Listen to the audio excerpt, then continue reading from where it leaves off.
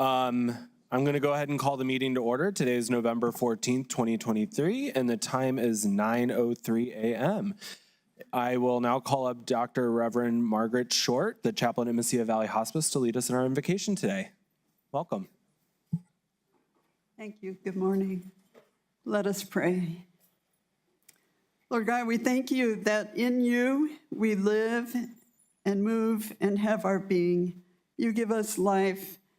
You give us strength. You give us courage.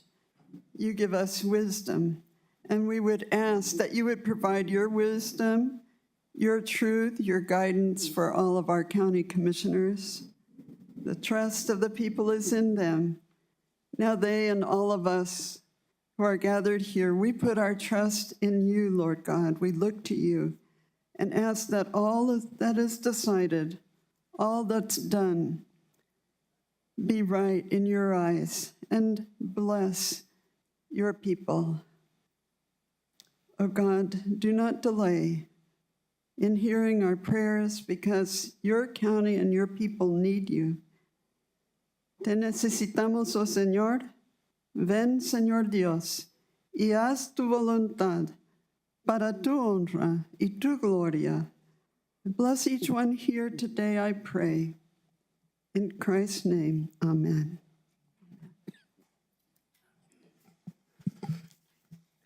Thank you, Dr. Reverend Margaret Short. Next, if you will all stand and join me in the Pledge of Allegiance. Allegiance to the flag of the United States of America and to the republic for which it stands, one nation, under God, indivisible, with liberty and justice for all. Wonderful, thank you. Brandy, if we can please get a roll call. Commissioner Reynolds. Here. Commissioner Sanchez. Present. Commissioner Murillo. Present. Vice Chair Shaldo Hernandez. Here. Chair Chaparro. Present. Thank you, Brandy. Vice Chair Shaldo Hernandez, am I audible to you? Yes, ma'am, you are. Awesome. Thank you. We do have quorum. Also at this time, I would like to extend a moment of silence. One of our colleagues, Commissioner Shannon Reynolds, his amazing, wonderful, supportive, loving wife, Maggie, passed away recently. And if we can just take a moment of silence to remember her amazing spirit and aura that she provided.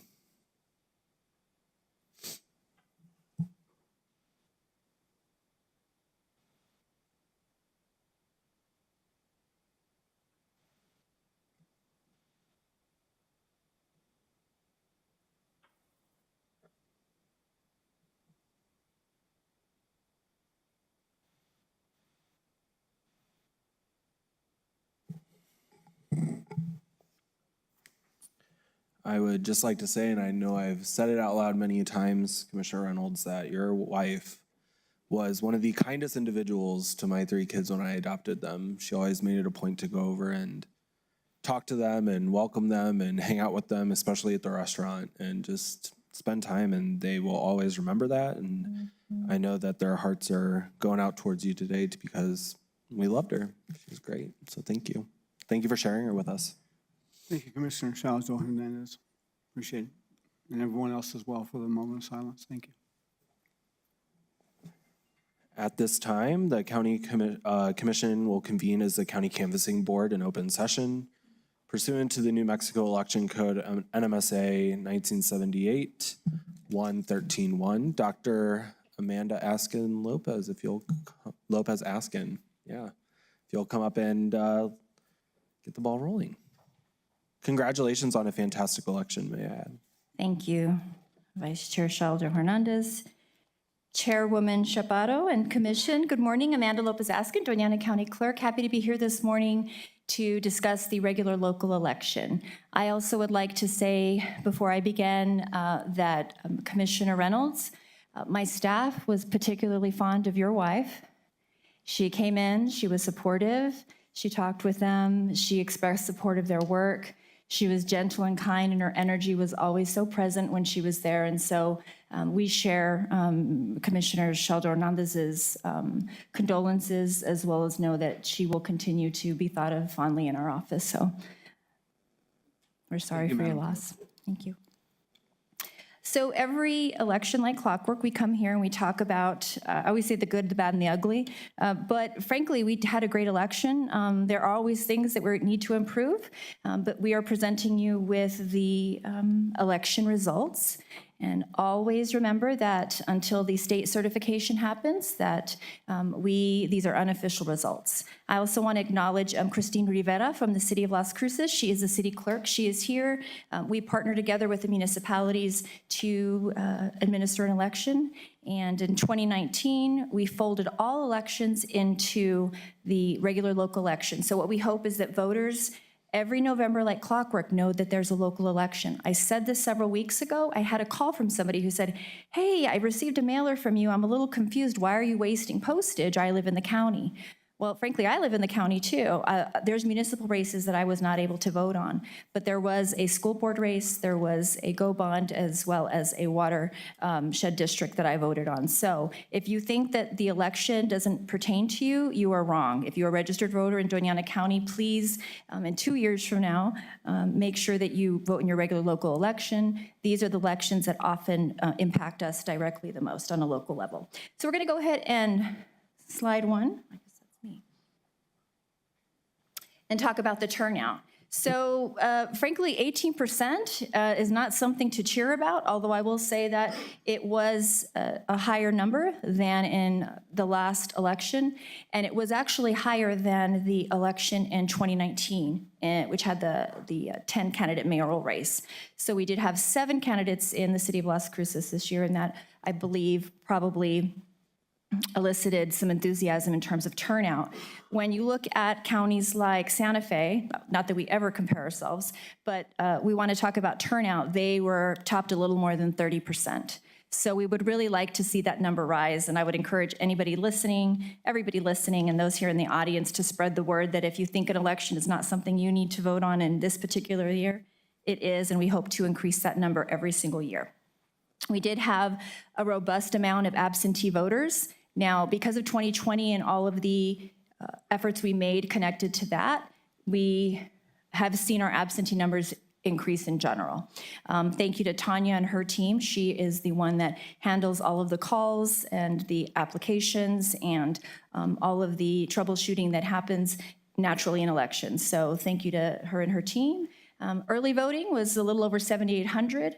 And again, if you look at the numbers compared to 2021, we did have several more thousand. So many folks decided to participate in early voting as well as I did. I know I like early voting because I don't necessarily have to wait. Some people like to wait for election day, as almost 12,000 voters did in Doña County. So again, that's robust compared to a little over 8,100 in 2021. But that is the total turnout, was near 22,458. Okay, so same-day registration. Same-day registration is really great in a lot of ways, but one of the challenges is a waiting time. Another benefit of same-day registration is folks can update their registration address, which is helpful in keeping our voter rolls accurate.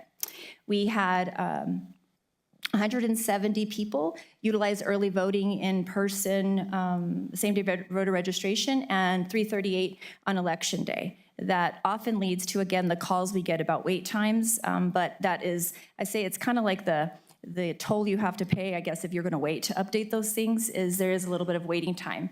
We are waiting for the Secretary of State's office to verify those information, and because there are enhanced requirements, including residential, that we have to confirm, then that just takes a little bit longer. So we did some really cool things this year. I'm actually going to probably nominate staff for the Cleary Awards, which is election awards nationally. We created videos this year. That means that election officials were able to go to our website, click on a link, and if they were really curious or anxious or about a certain process, they were able to watch it, and they could watch it as many times as they wanted to. And we did know that they utilized it. We had well over 200 folks utilize that option. We are always looking at improving our absentee process, and thankfully, because of a budget approval from you all, we are ready for our absentee sorter to get ready for 2024. It really is a more accurate, faster process, and we suspect there will be quite a few absentee ballots next year. We had a great pool of interested community members from all walks of life, and we also had quite a few young people. We're really encouraging, if anybody listening, anybody sitting here in the audience, if you're, whether it's in real time or later, please consider the young people in your life. It is not a bad day of pay, even though it's a long day. Because what happens is when young people participate in elections in terms of employment, they are also much more likely to become lifelong voters. So please consider all those folks in your family that could benefit from really understanding democracy and elections, and encourage them to apply. We are looking for a lot of folks next year. You can head to dacelections.com and click on election officials, or you can connect with Karen in our office.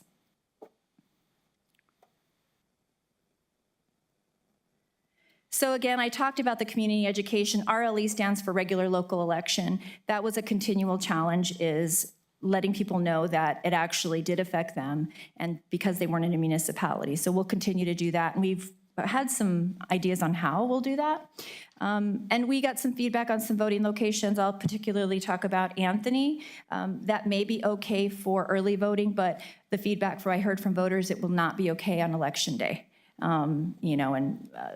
Commissioner Murillo would know more about that than probably anybody here, but we did get candidates that basically said that it wasn't going to be sufficient for voting day next year. So we will definitely look at that. Also, we always talk about challenges connected to when something is, basically we have to take responsibility for. And so we were alerted on election day that there were 15 homes in a stretch of road in Anthony that had received an incorrect ballot.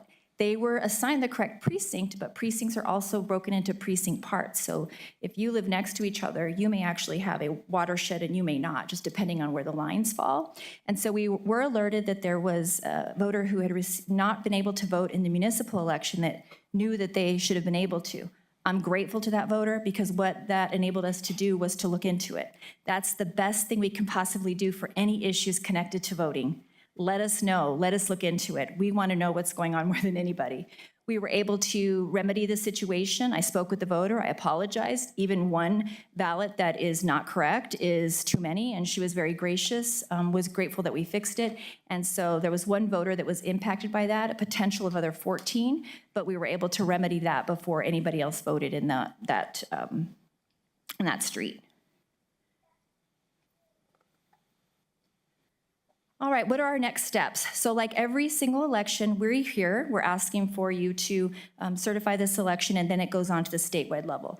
What happens the first few days after election is we do a deep dive into every single site, account for every single ballot and permit, make sure everything is squared away in terms of signatures, accountability, all of those layers we have in place connected to elections. And then we literally send all those documents to the Secretary of State's office, who then does another deep dive to confirm those results and to confirm what we are sending in.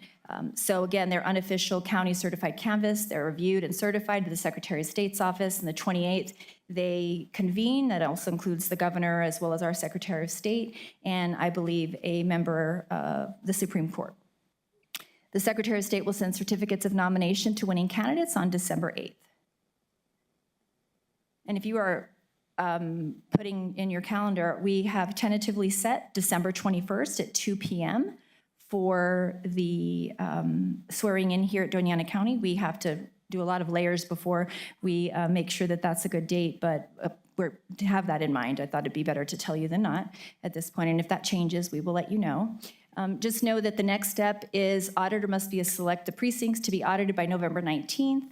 And again, this is we always talk about the first layer of accountability, our election of folks at the site, then is our county canvass, then it's a state canvass, and then an auditor randomly selects precincts to confirm those results as well. We may or may not be included. It's likely we will because we are the second largest county. And then the auditor will let us know and which precincts, and then we will move forward in pooling those votes and working on that audit. There's a possible recount. It looks likely, District 5, Las Cruces Public Schools.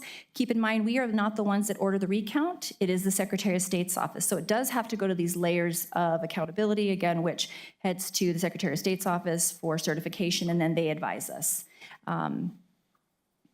And there may be a school board member at large in Hatch Valley. There was 5 candidates. The highest two were considered the victors in that, which I always hesitate to say that word, but the winners in that race. But there was I think 5-vote difference between that one and the one nearest below them, so we need to see about that one as well.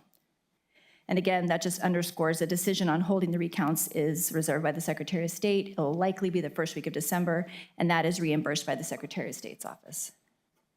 It's always, the list is long and it gets longer, it seems like every election, but I wanted to thank our community for stepping up and running our elections. We did have some law changes that required that if we did not have all of the results in on election night, that the law enforcement was asked to be called in. And I will tell you, every single time I ask our sheriff for something, she has never once said no. Whether it's support for elections, whether it's something going on a polling location, whether it's please come and watch our warehouse overnight.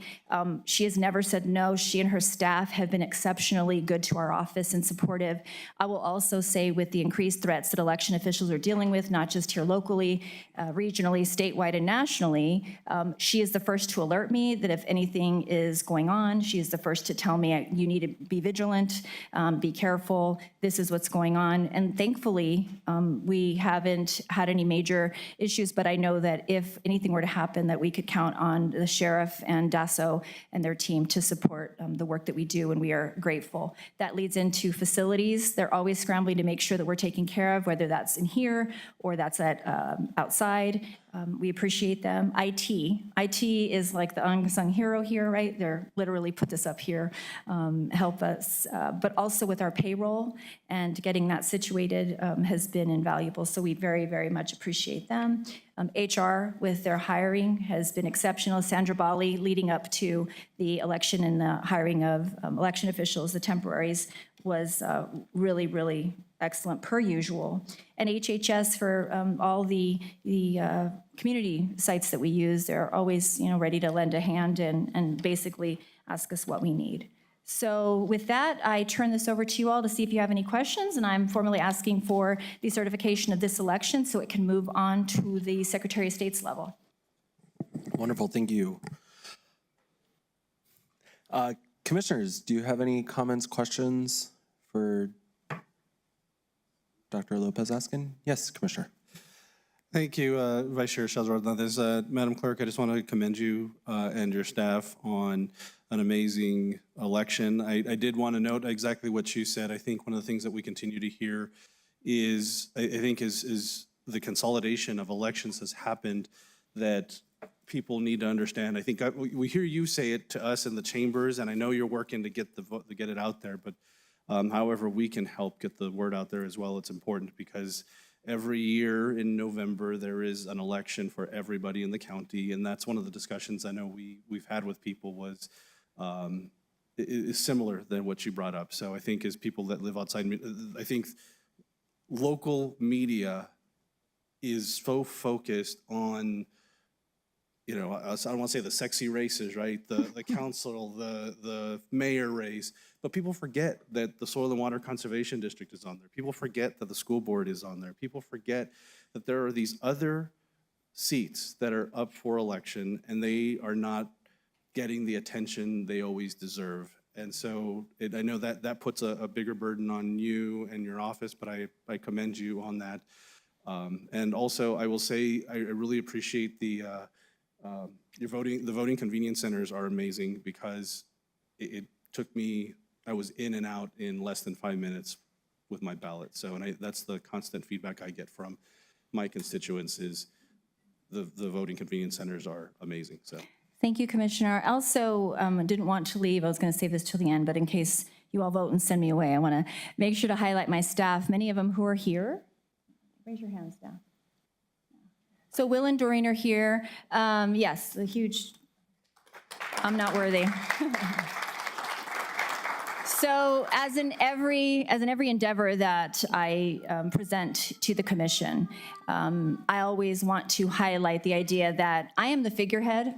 I do the work. I work hard. I believe in what we do. But at the end of the day, the true thank you goes to the staff of Doña County, and also, frankly, to you all. A year and a half ago, you all approved additional staff members. It didn't affect our budget much, but by making us fully staffed, can I tell you the ripple effects have been higher morale, higher work satisfaction, more connectivity with our staff, the ability to have a quality of life that's increased, the removal of mandatory overtime where it's only by volunteer. Those changes have shifted the environment of our office in such a way that it is an entire different place when I got here. So I want to extend a thank you as well to you all, as well as the taxpayers, for supporting that in our office. Our community deserves a great election, and we feel like we are really poised to do that every single election now.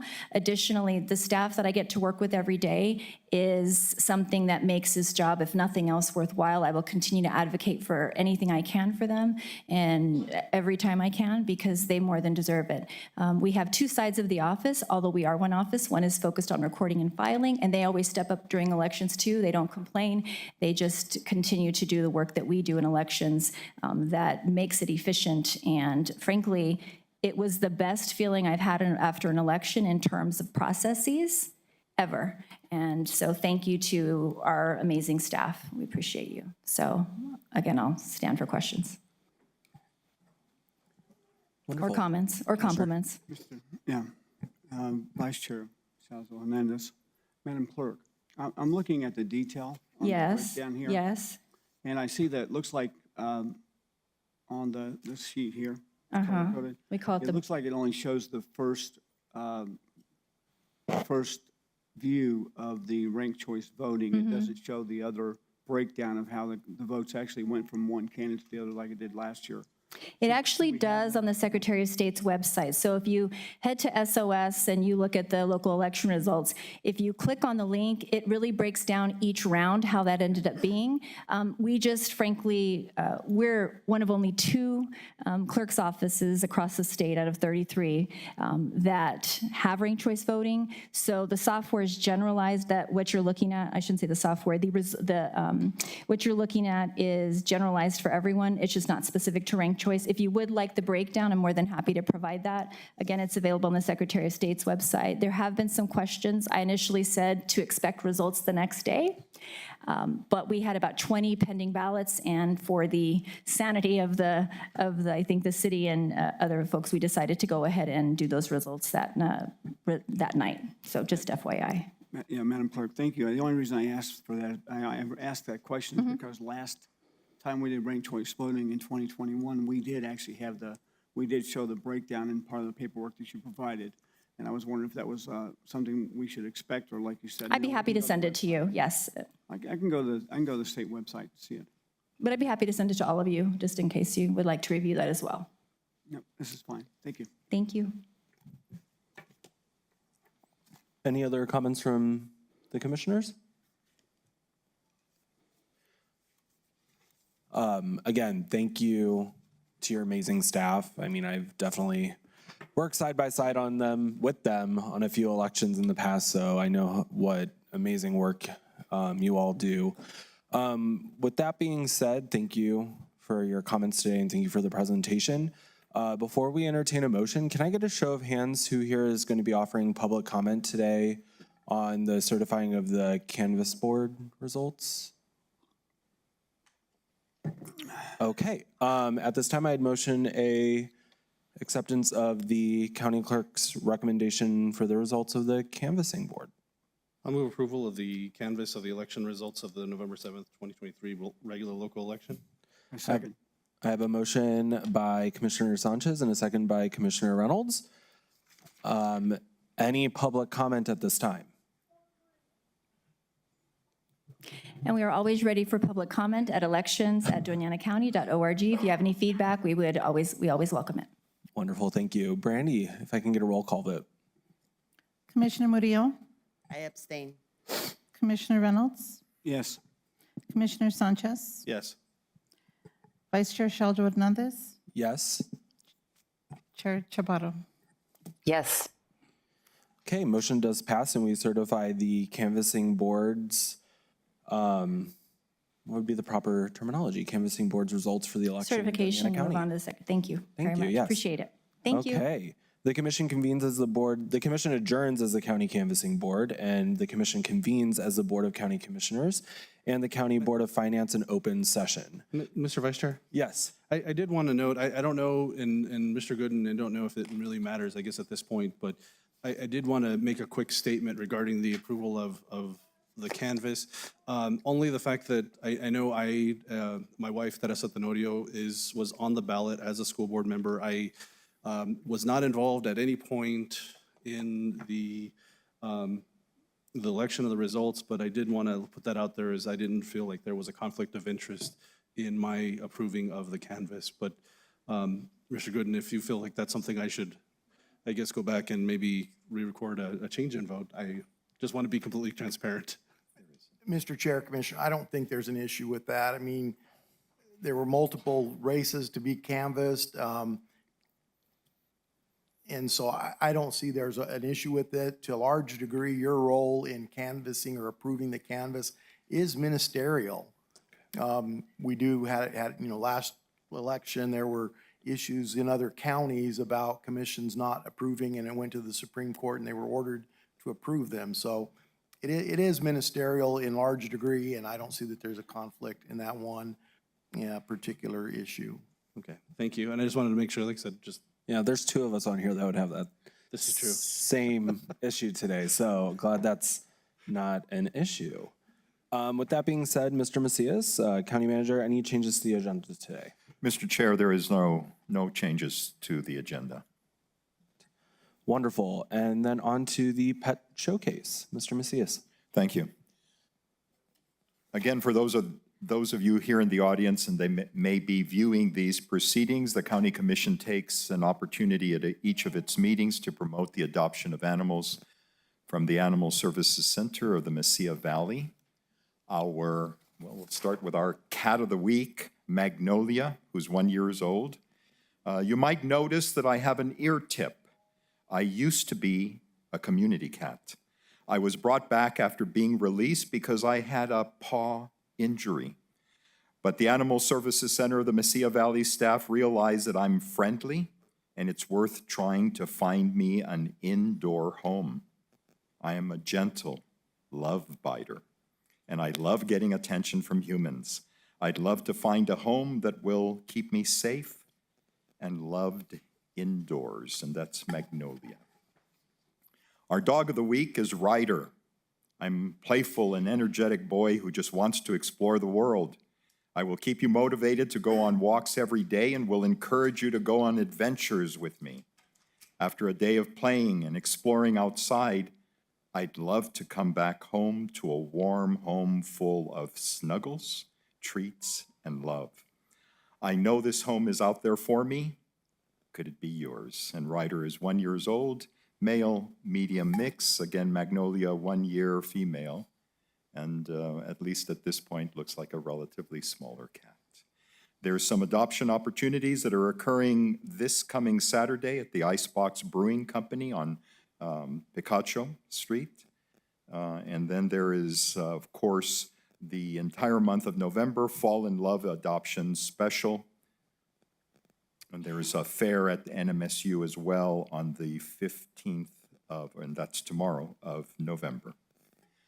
Again, on behalf of the Board of County Commissioners, we encourage you to consider either the adoption of Ryder, of Magnolia, or another animal that might capture your heart that is at the Animal Services Center of the Mesilla Valley. Thank you, Mr. Chair. Thank you. Moving on to employee recognition. At this time, the commission will recognize Doña County employees for their years of service to Doña County. County Manager?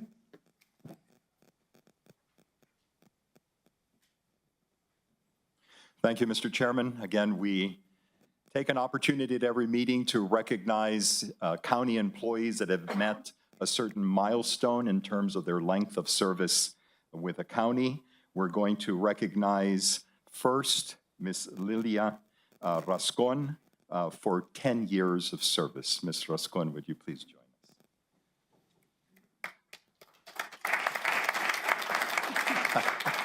Don't stand so far. Ms. Rascon started working for Doña County Fleet Department in November of 2013 as a light equipment mechanic. On a regular day, she performs maintenance, troubleshoots, diagnoses, and repairs vehicles from all county departments, including the sheriff's office vehicles. She is known among team members for helping her colleagues when needed, fostering teamwork, and a positive image for her department. She takes pride being the only female mechanic in the department and keeping pace with the best. Ms. Rascon's proudest achievements are the milestones that got her to this 10th year anniversary at the county, from working her way through automotive school, earning an associate's degree, to working at a dealership before joining her current team. Her supervisor and fleet manager, Mr. Gabriel Silva, said that Ms. Rascon's extensive experience and her knowledge make her a valuable team member and an asset to the department. Ms. Rascon accepts all tasks given to her, from tire repairs to brake replacement or diagnosing a drivability problem with the same approach. She can tackle any task. I'm going to bring my card to see you soon. Yeah. Ms. Rascon said she does it all for her family's future. Her hobbies are watching sports and having cookouts with her family. Ladies and gentlemen, please join the County Commission in giving a very special recognition to Lilia Rascon for her 10 years of service to the county and the community.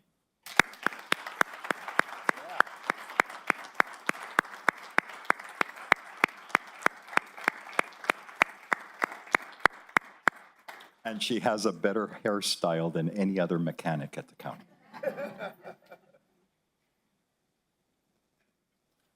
This is to Lilia Rascon in appreciation for and recognition of 10 years of dedicated service to Doña County on behalf of the Board of County Commissioners and County Management. Congratulations.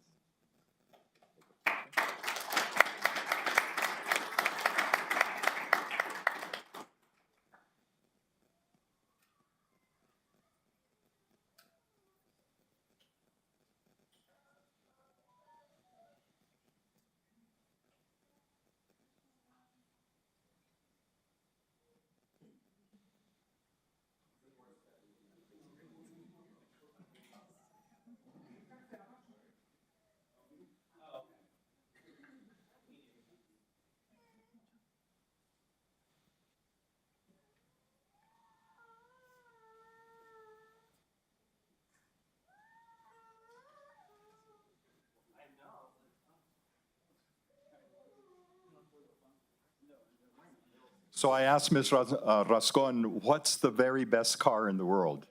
And she said she doesn't have one because they all break down. So,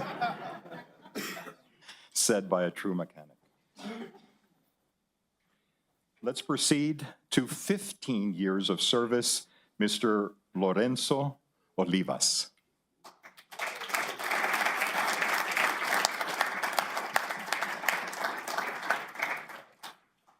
Mr. Olivas joined the Sheriff's Department in October of 2008 as an inventory technician, maintaining the department's entire inventory.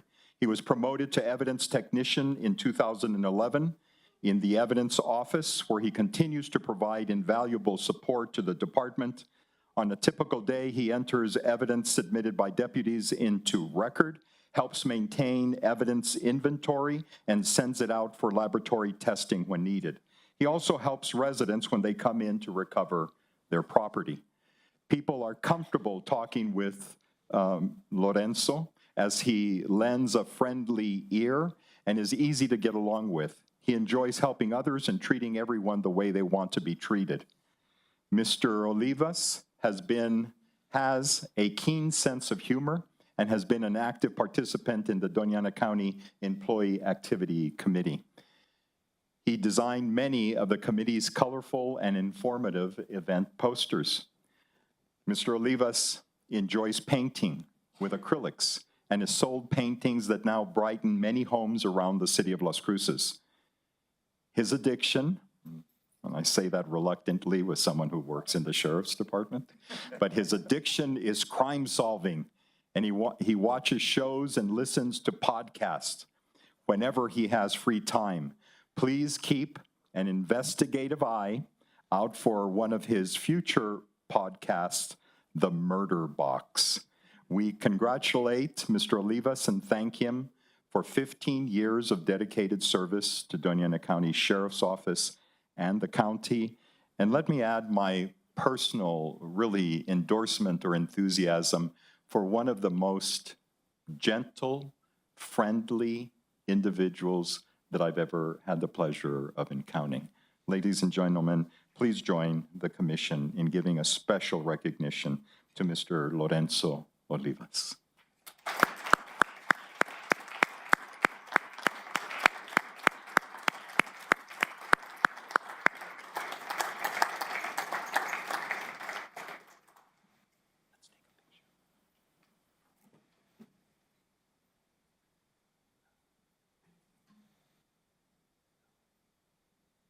And Vice Chair Shelter Hernandez, if I may. Go ahead, Chair. Thank you. Ladies and gentlemen, this is Chair Susana Chaparro. I just wanted to say a few words.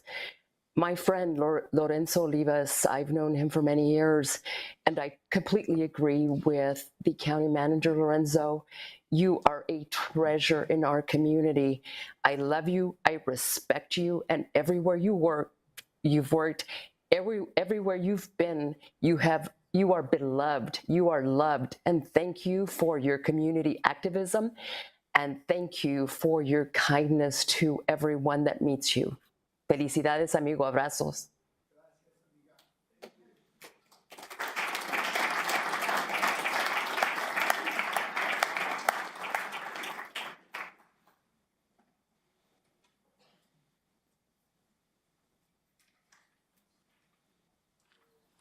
And we'll conclude our recognitions this morning with Eddie Caballero.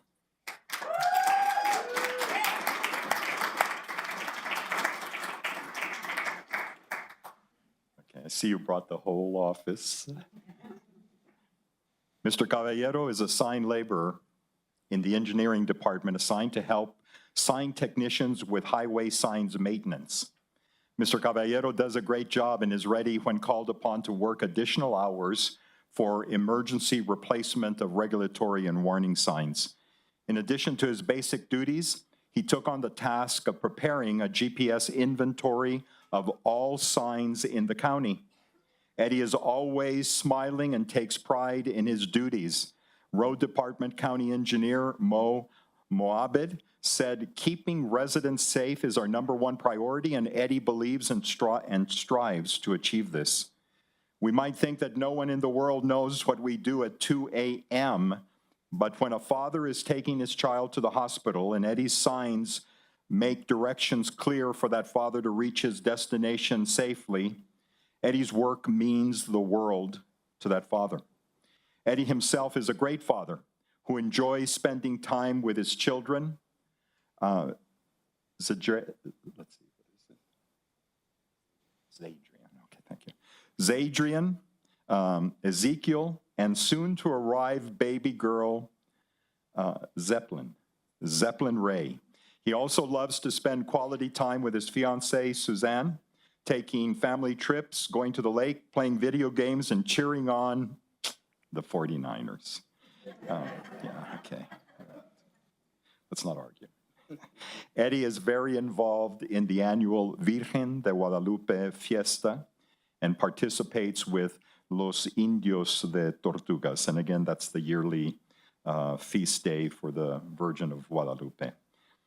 Please, ladies and gentlemen, join And again, sometimes we underestimate the value of having proper signage on our roads, but this is an individual who represents why they are so important and his dedication to maintaining them. Join the Board of County Commissioners in congratulating Mr. Eddie Caballero for 15 years of dedicated service to the community.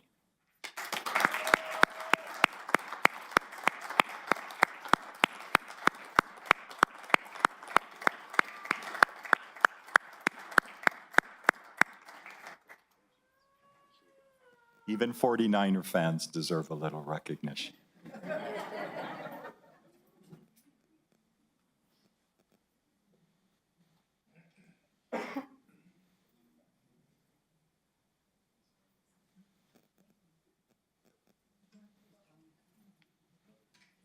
Let me have Eddie's family come up, please.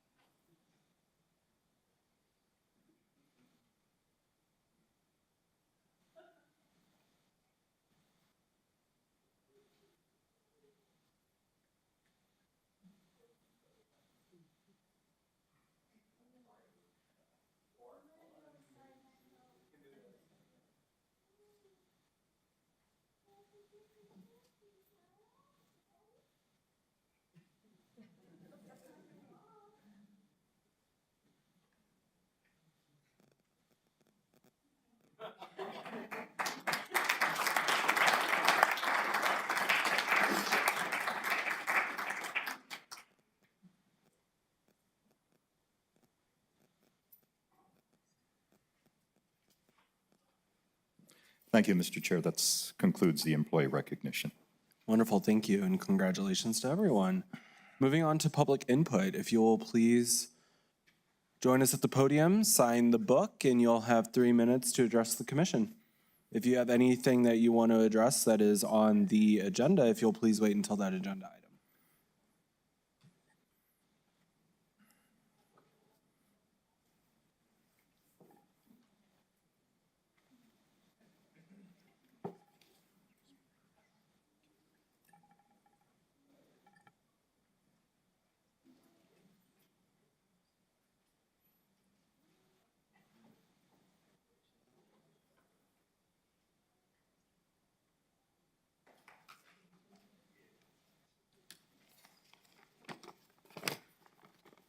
Good morning. Welcome. At the last commission meeting, my name's Jim Hurst.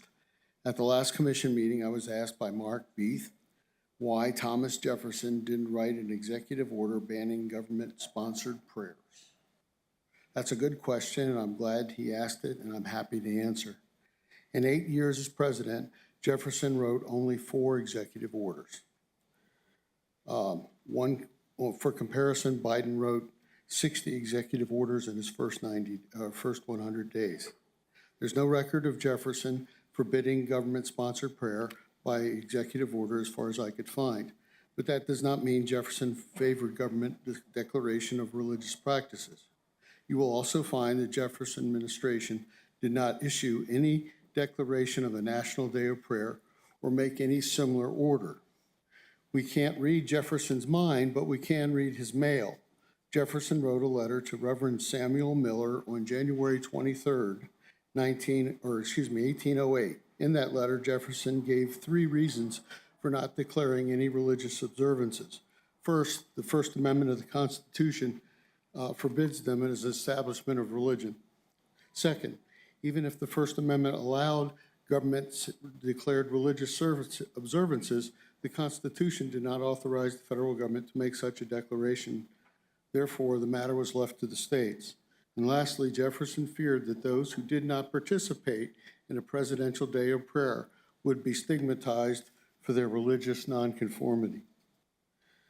But what Jefferson wrote or didn't write is not the central issue. The principle all men are created equal would still be self-evident even if Jefferson had not written it into the Declaration of Independence. Likewise, the concept that the state should not compel anyone to participate in any religious observance is true. It is true, even if Jefferson had not written it into the world's first law on religious freedom, the Virginia Statute of Religious Freedom. The proposition that the state should not impose religious observances on citizens can be understood and debated on its own merits.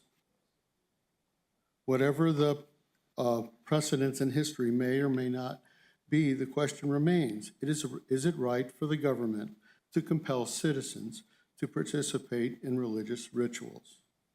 It may not be your intent to impose religious ceremony on elected officials, county employees, students, and citizens with matters before this commission, but you are doing that very thing. My reason tells me the First Amendment is correct. My conscience tells me it's wrong to impose religious beliefs on others. It is wrong to appropriate time at county meetings for the promotion of faith. What does your conscience tell you? Thank you. Thank you. Any other public comment? Okay, seeing none, we will move on to staff input. Thank you, Mr. Chair. Although we have no formal presentations to provide to the Board of County Commissioners, I just wanted to take a moment to recognize one of our former employees. Unfortunately, well, this is always the case, but we're losing very good people. And Mr. Leo Madrid passed away recently, and in fact, his funeral services are occurring now as we speak. This is an individual who not only served our country both in the Army, but also in the Air Force, where he eventually retired, but then he put in 30 years here at the county, beginning in November of 1971, getting hired as a voting machine technician in the clerk's office.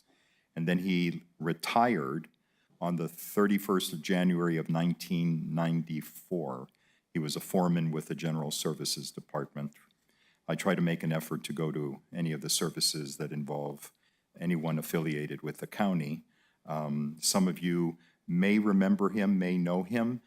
He's the brother to Alice Salcido, who is our longtime probate judge, and she held a number of other kind of government-related positions, so she's very well known in the community. This is her brother who had worked for the county and retired from the county after 30 years. I just wanted to recognize him to you.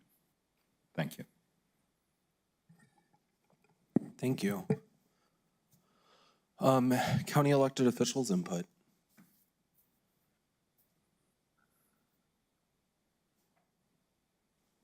Seeing none, commission input. Yes, Commissioner Sanchez. Thank you, Vice Chair Sheldon Hernandez.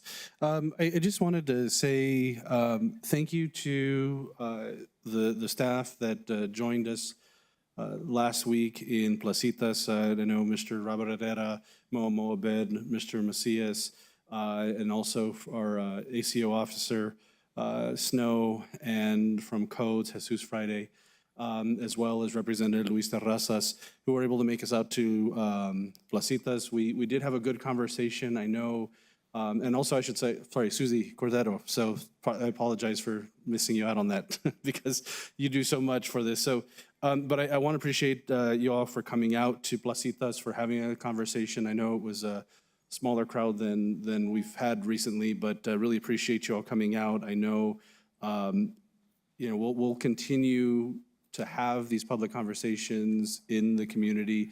As I mentioned previously, I'll be working to try to make sure we get back on a regular rhythm here. And I know that was even some of the discussion we had during our workshop, but that's for yesterday during the work session. But I want to say thank you to the staff for taking time out of your evening to come out and join me in the conversation.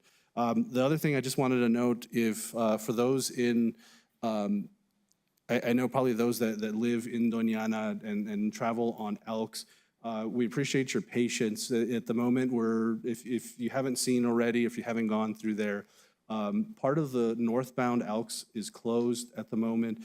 We're working on the multi-use path that's going to be connecting or extending all through Elks all the way down to the ball field, and then eventually it will connect into the village, into Chucky's. But appreciate again the staff on moving this project forward, but we ask for people's patience as we move forward, because it's exciting that we're seeing these types of projects that are going into our community, something they can actually use and feel, and hopefully makes people safer and feel like they can actually get out and recreate a little more in the community. So, but thank you to the staff, and thank you, Vice Chair Sheldon Hernandez. Of course. Mr. Reynolds, Commissioner. Thank you, Vice Chair Charles Hernandez. This week, something happened that I think everyone should be aware of, and I think you may be already, and that is that we completed and was awarded the CALIA certification for our Sheriff's Department. Okay, and this is no small feat. It's only the second, if I understand it correctly, it's only the second organization in the state to actually receive a national certification like CALIA. With this, and I thought that I talked about this when we applied for it, and we talked about applying for it earlier, but this is significant in many ways. Number one, it's not based on what we're going to do, it's based on what we've already done. So in order to even be able to qualify and apply for it, you have to have 3 years worth of evidence-based information to show that you've actually qualified for being CALIA certified before you ever put the application in. Then once you put the application in, of course, then you're scrutinized as to your policies and procedures and to see if actually the results of what you've been doing are actually based on good policy and good management and good leadership. So you don't just walk in there and say, hey, give me a badge or give me a certification. This is really significant. It's something I've been pushing for, by the way, not just CALIA certification, but since day one that I came on board and I was on New Mexico Association of Counties pool board. Okay, if you look at the risk that we have in law enforcement in this state is it's unfathomable how much we spend, okay, because of poor behavior in some of our police forces or our officer forces. And I can say without a doubt that this organization is not that organization.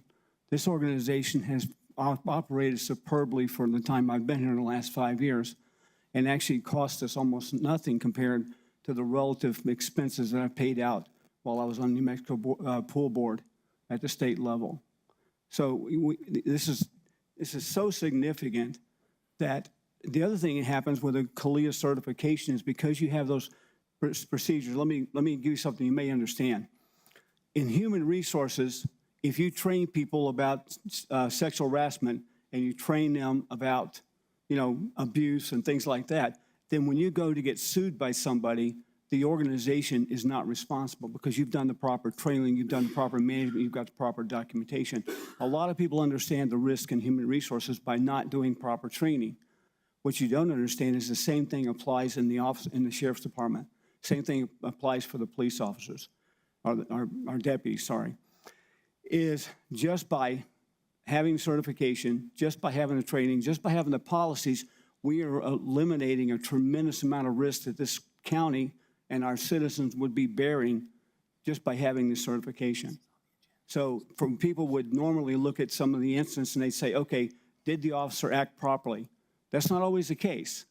However, by having the certification, by having the policies and procedures in place and the leadership here in the county Sheriff's Department, we as a county and citizens have less risk.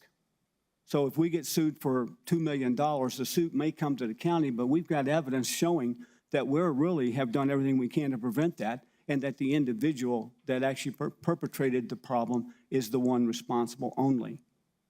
So I know that this sounds somewhat insignificant to some people to say we've got a national certification for CALIA. But I got to tell you, this is going to pay dividends for the next 10 to 15 years if we can maintain this certification and do the right thing and what we qualify for. We're at the first level now, but there's 2 or 3 other levels we can qualify for if we continue to do this. And my hat's off to our deputies, every single one of them, not just the leadership, because without you practicing the behavior before you documented the behavior to get us a certification, You allowed us to qualify for something that is really significant to the community, to the people, and you raised your head way above every other, every other officer organization or police organization in the state, and I applaud you for that personally. Thank you.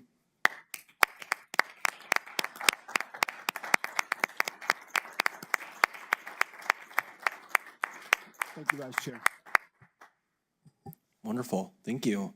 Commissioner Chaparro, do you have anything that you want to comment on today? No, thank you. Wonderful. Commissioner Murillo? Okay. I just want to take this moment. Congratulations, Sheriff Stewart, and your amazing team on the CLIA certification. That's huge. Also, I just want to say thank you for everyone that came out yesterday to the strategic plan, all the directors, all of our community staff, or all of our community partners. Public comment was great. I thought it was an amazing, very moving, very fantastic process of, you know, how we're going to move forward together collectively as a county. I appreciate everyone that came. It was, like I said, really great. With that being said, no other commission comment. We're going to go ahead and move on to the approval of the minutes from the October 24th meeting. Do I have a motion? I'll move approval. I have a motion on the floor by Commissioner Sanchez. Second. A second by Commissioner Reynolds. Brandy, can I, is there any comments, questions, or concerns on the minutes from the October 24th meeting? Seeing none. Brandy, can I get a roll call vote, please? Commissioner Murillo? Yes. Commissioner Reynolds? Yes. Commissioner Sanchez? Yes. Vice Chair Shelder Hernandez? Yes? Chair Chaparro? Yes, sorry about the coughing, y'all. No worries. Wonderful. Motion does pass, and we approve the minutes for the October 24th meeting. Moving on, we are now under presentations and proclamations. Commissioner Chaparro, are you going to be presenting your two for the Native American Heritage Month and the Del Sol Housing Corporation 50th anniversary? I will, thank you, Vice Chair Shelder Hernandez. Wonderful, thank you so much. Okay, first up is going to be the proclamation that gives November 12th to the 18th as National Nurse Practitioner Week in Doña County. And I'm going to be presenting this.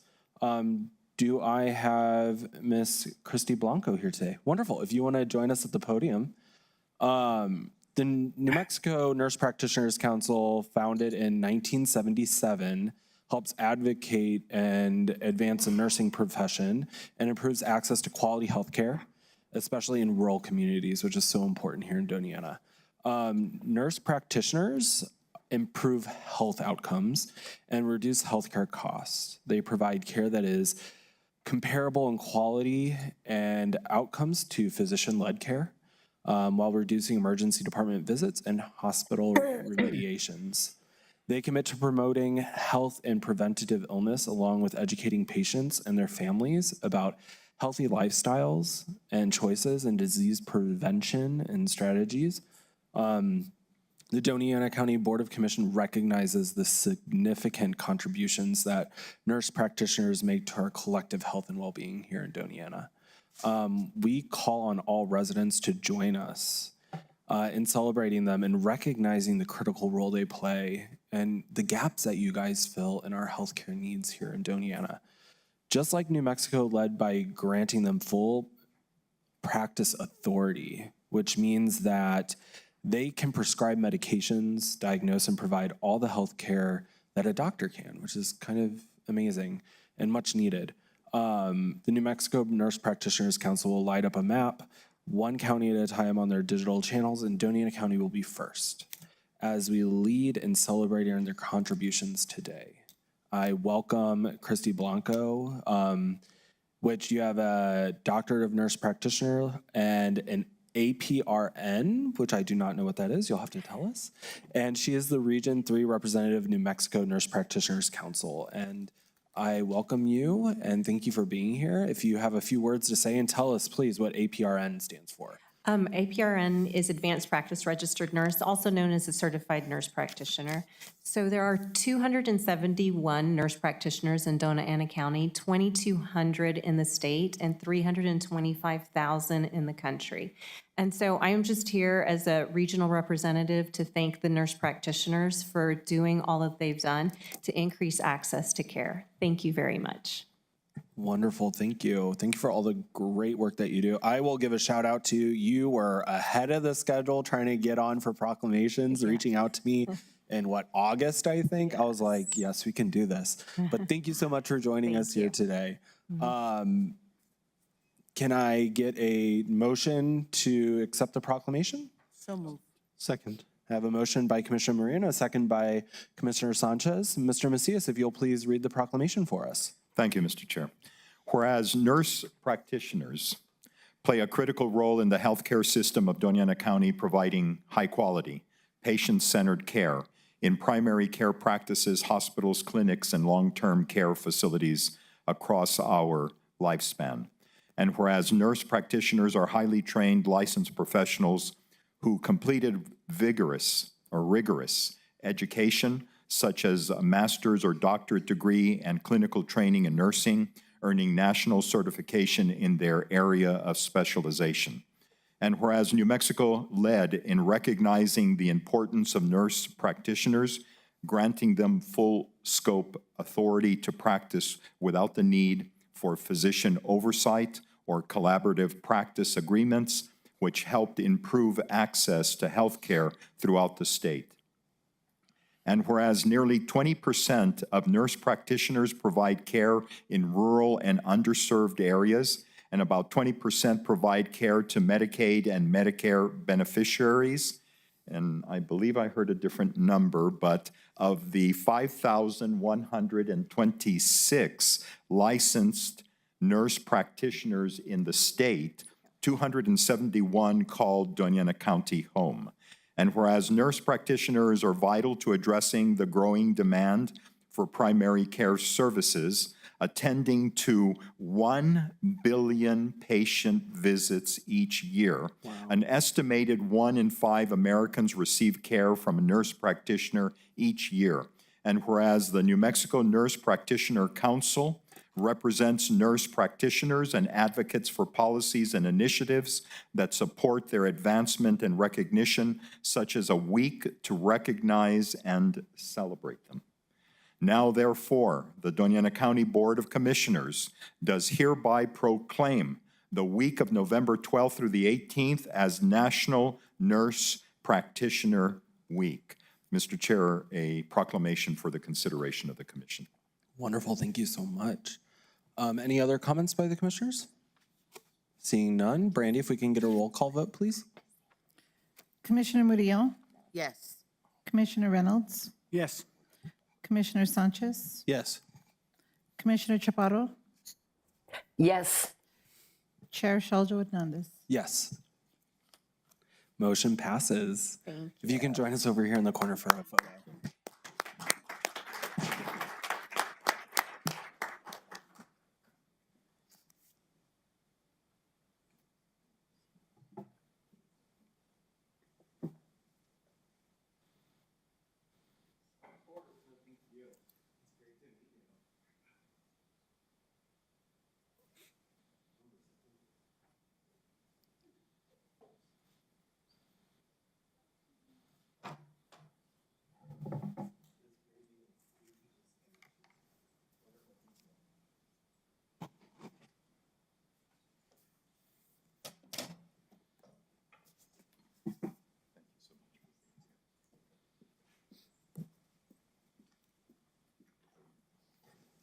Wonderful, thank you. And next is going to be the proclamation that Commissioner Chaparro is going to provide for, I believe it's, give me one second. It's Native American Heritage Month.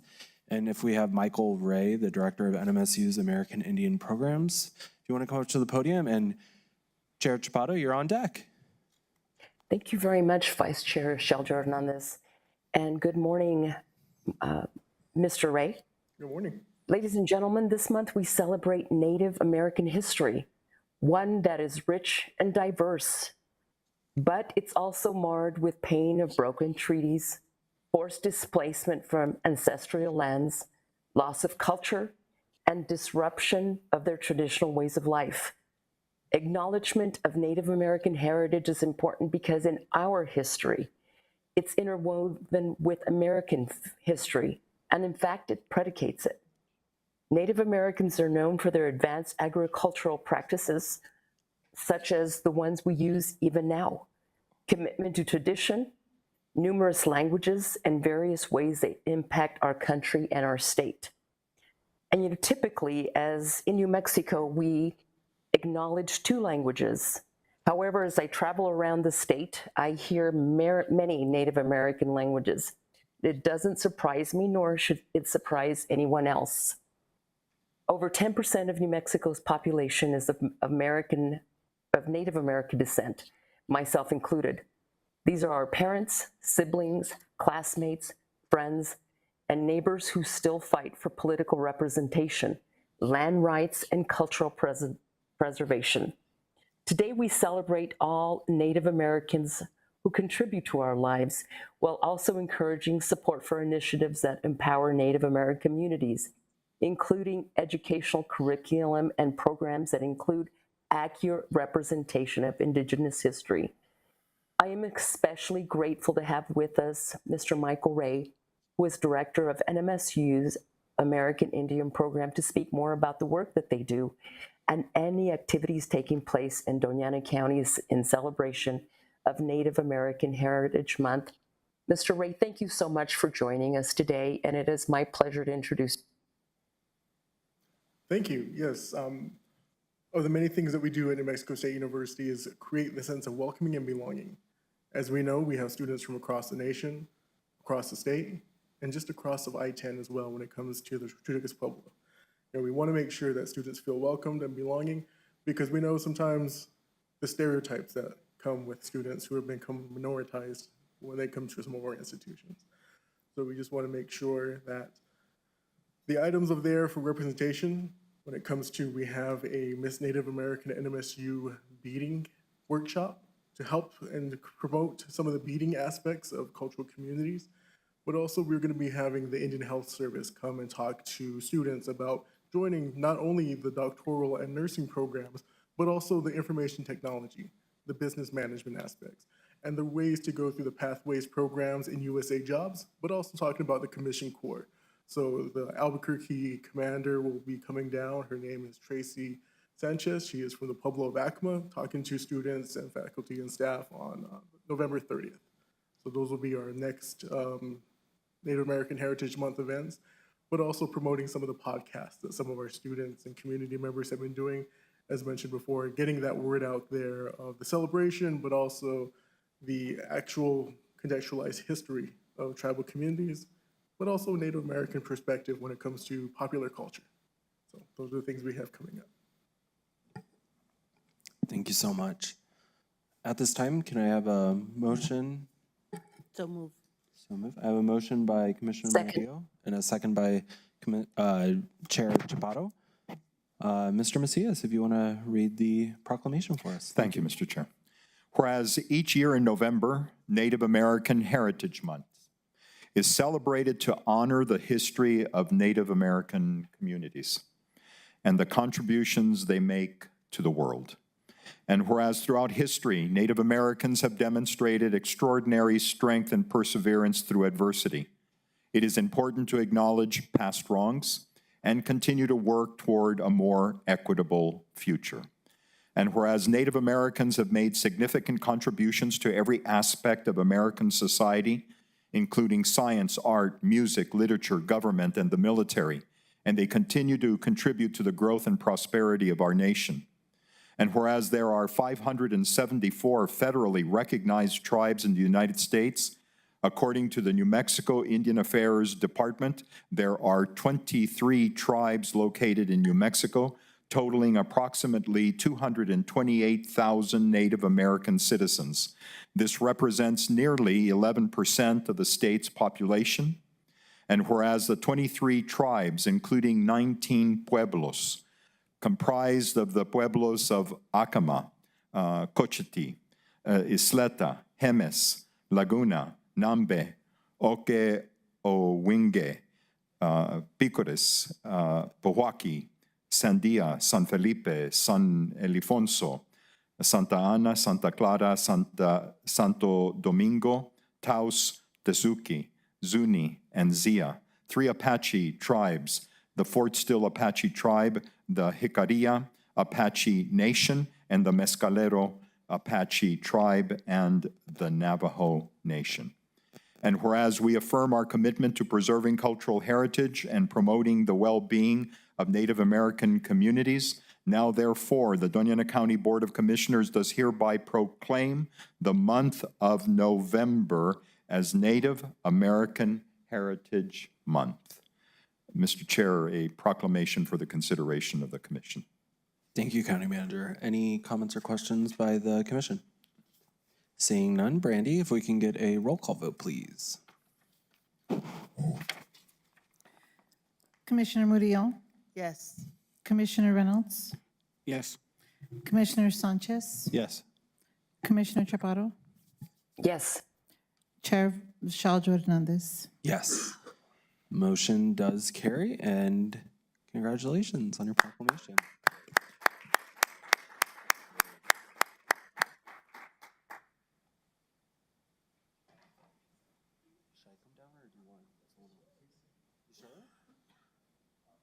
You know what? I look, Manny, you go ahead down. I'll look a lot taller if you're down low. It's the theme of the meeting today, Manny.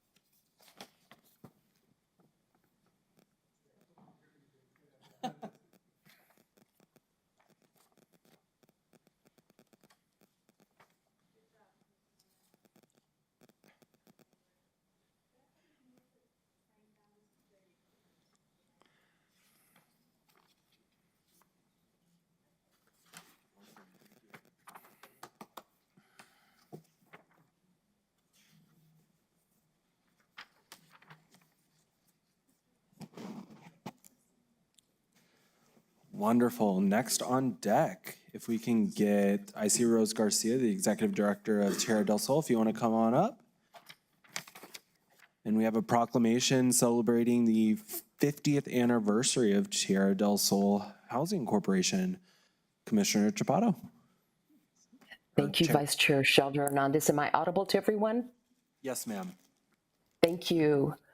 Ladies and gentlemen, today we join the 50th year celebration of Tierra del Sol Housing Corporation.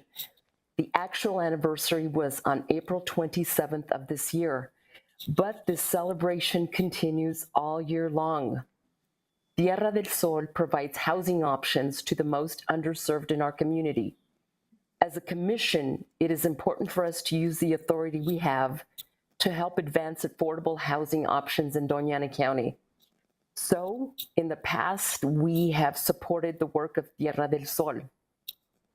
And, you know, I have worked with Tierra del Sol for many years in many capacities.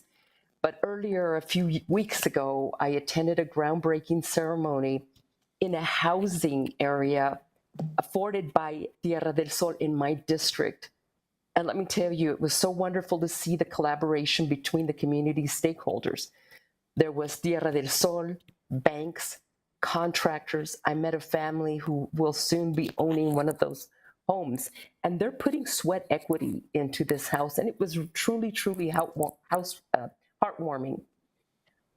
It was just such a good gathering, and it was a happy gathering, and it was one that filled me with hope. Tierra del Sol provides programs that help our residents move into home ownership with dignity, having contributed to the process. They move into their homes with an increased pride that can result in enriched neighborhoods because of the pride of ownership. And today we have Rose Garcia, Executive Director of Tierra del Sol. And I don't know if Annette Morales is also with her. She's the multi-family technical assistant. And they will be joining us to receive the proclamation and tell us more about Tierra del Sol's work. So, Rose, if you would please just give us more information as to what your organization is doing. And thank you so much for joining us today. I'm sorry I wasn't able to join you. Thank you very much, Commissioner Chaparral and Commissioner Reynolds, Sanchez, Shejo, and Murillo. I really appreciate this honor on behalf of Tierra del Sol Housing Corporation. And I have been with Tierra del Sol for much of the 50 years that Tierra del Sol has been operating. And as a nonprofit affordable housing organization, has provided thousands of homes in mostly Doña County. And it started in Doña County in the South Valley with farm workers and a county commissioner. Raul Tellez is still alive. Many of them have passed, but we also had involvement by faith-based minister. So through the years, we've been able to develop homes and rental apartments for people that are paid lower income, as well as repairing homes, and very active with the county, and especially with our county manager, Fernando Macias, on utilities with water and sewer. And so we've very much enjoyed collaborating with the county, has been our first ally through these many 50 years, whoever may be at the leadership at the county. We very much are grateful. Thank you so much. At this time, if we can get a motion? So moved. Second. Okay, I have a motion on the floor by Commissioner Murillo, a second by Commissioner Sanchez. Brandy, if we can get a roll call vote, please. Mr. Chair. Oh, May I read the County Manager, proclamation? can you please read the proclamation? Thank you. And Mr. Chair, with your permission, let me just, before I begin reading, kind of recognize that this is not just a recognition of the institution, but to me, it's a recognition of Ms. Garcia. She's really been at the forefront we have worked together since the early 1980s. And she has been consistently the proponent of low-income housing before it was even such a more novel, active issue in the community. She has been the one that the county has worked through. And again, I want to thank the commission this commission for having made commitments of money to help for affordable housing, but working through its agent, Tierra del Sol. Thank you, Mr. Chair. With that, whereas it is with great honor that we recognize and celebrate the 50th anniversary of Tierra del Sol Housing Corporation, a beacon of hope, as providers of affordable housing in Doña County. And whereas the mission of Tierra del Sol is to improve the quality of life of persons in its service area by empowering them economically, politically, and socially through home ownership, employment training, and access to financial resources. And whereas with a history rooted in the purposes of helping rural New Mexicans achieve the goal of attaining a suitable home, Tierra del Sol has provided single and multi-family housing services to farm workers, senior citizens, and low-income families. And whereas the contributions of Tierra del Sol have significantly enhanced the quality of life for countless individuals and created a legacy of hope and dignity by offering a hand-up opportunity through home ownership, members of our community gain a renewed sense of pride and stability. And whereas as a demonstration of the work and impact Tierra del Sol Housing Corporation continues to make in our communities, on November 18th, 36 families will receive keys for the new homes which they have built with support of Tierra del Sol's self-help program. And whereas we thank Tierra del Sol for being a great partner and for filling a much-needed gap by providing affordable housing for those in need. And now, therefore, the Doña County Board of Commissioners does recognize the Tierra del Sol Housing Corporation 50th anniversary celebration. Mr. Chair, a proclamation for the consideration of the commission. Thank you. Any comments from the board? Yes, Commissioner Sanchez. Thank you, Chair Salvador Hernandez. I just, Rose, I can't believe it's been 50 years, and it's quite a milestone. Thank you for all you do for the community here. I know, one of the first meetings after being appointed to the commission was with you and being informed of the different projects that you had around Doña County. And I think one of the coolest things about it is the use that you all have been putting solar and finding other ways, to really kind of integrate renewable energy to reduce costs, to, it's amazing to see, like I said, the work that Tierra del Sol has been done. But I did want to point out, I know one of the discussions we had was about the campesino in San Miguel and the history with that. And I only bring it up because that always holds a special place in my heart, because when my grandparents, who lived right around the corner from it, that's where they would go and play pool, go get their senior meals and hang out. And when we were young and they would take care of us, they would, me and my primas they would take us with them to the campesino. And so it's just the history that Tierra del Sol has here in Doña County. Thank you. Congratulations, and thank you so much for all that you do for the community here. We appreciate that. Commissioner Maria. Yes.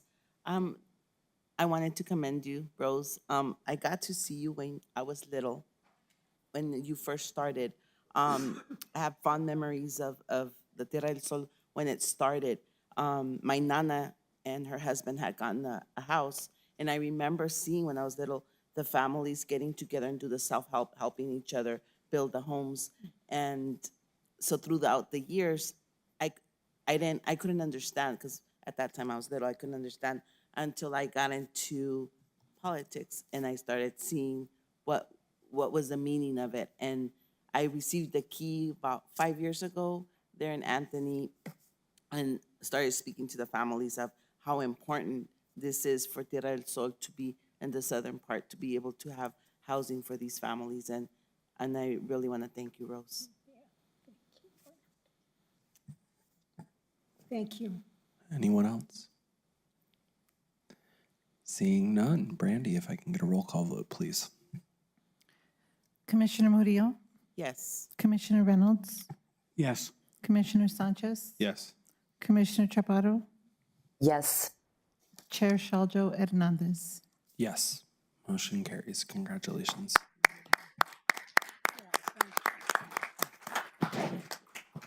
Thank you so much.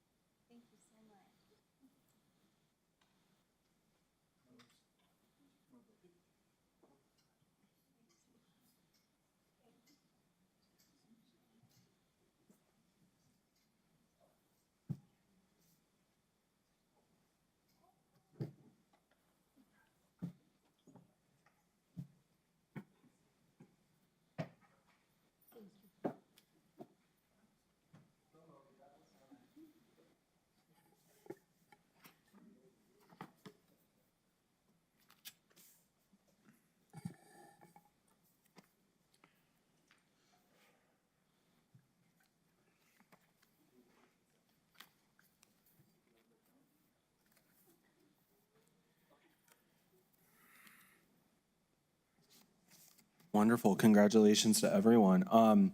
We are going to take a break after we get through the consent agenda.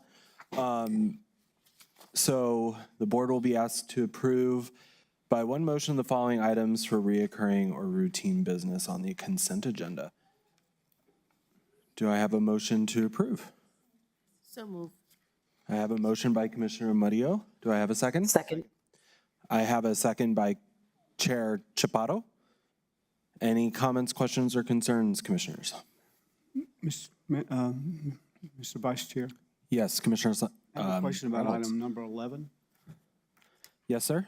The use of cooperative educational service with Phil Long dealership to purchase 11 light-duty trucks in the amount of $820,250 for fleet. Yeah, I was looking at the detail on this, and it's, my question is, we're buying F-350s, F-450s, I think we got F-150. And I'm kind of confused as to why, one example is the OEM needs an F-450 four-wheel drive. The OEM, the Office of Emergency Management. Okay, thank you. One of them, but there's others too. Can anybody speak to that? Do you want to ask all your questions and then we can address them from fleet and go from there?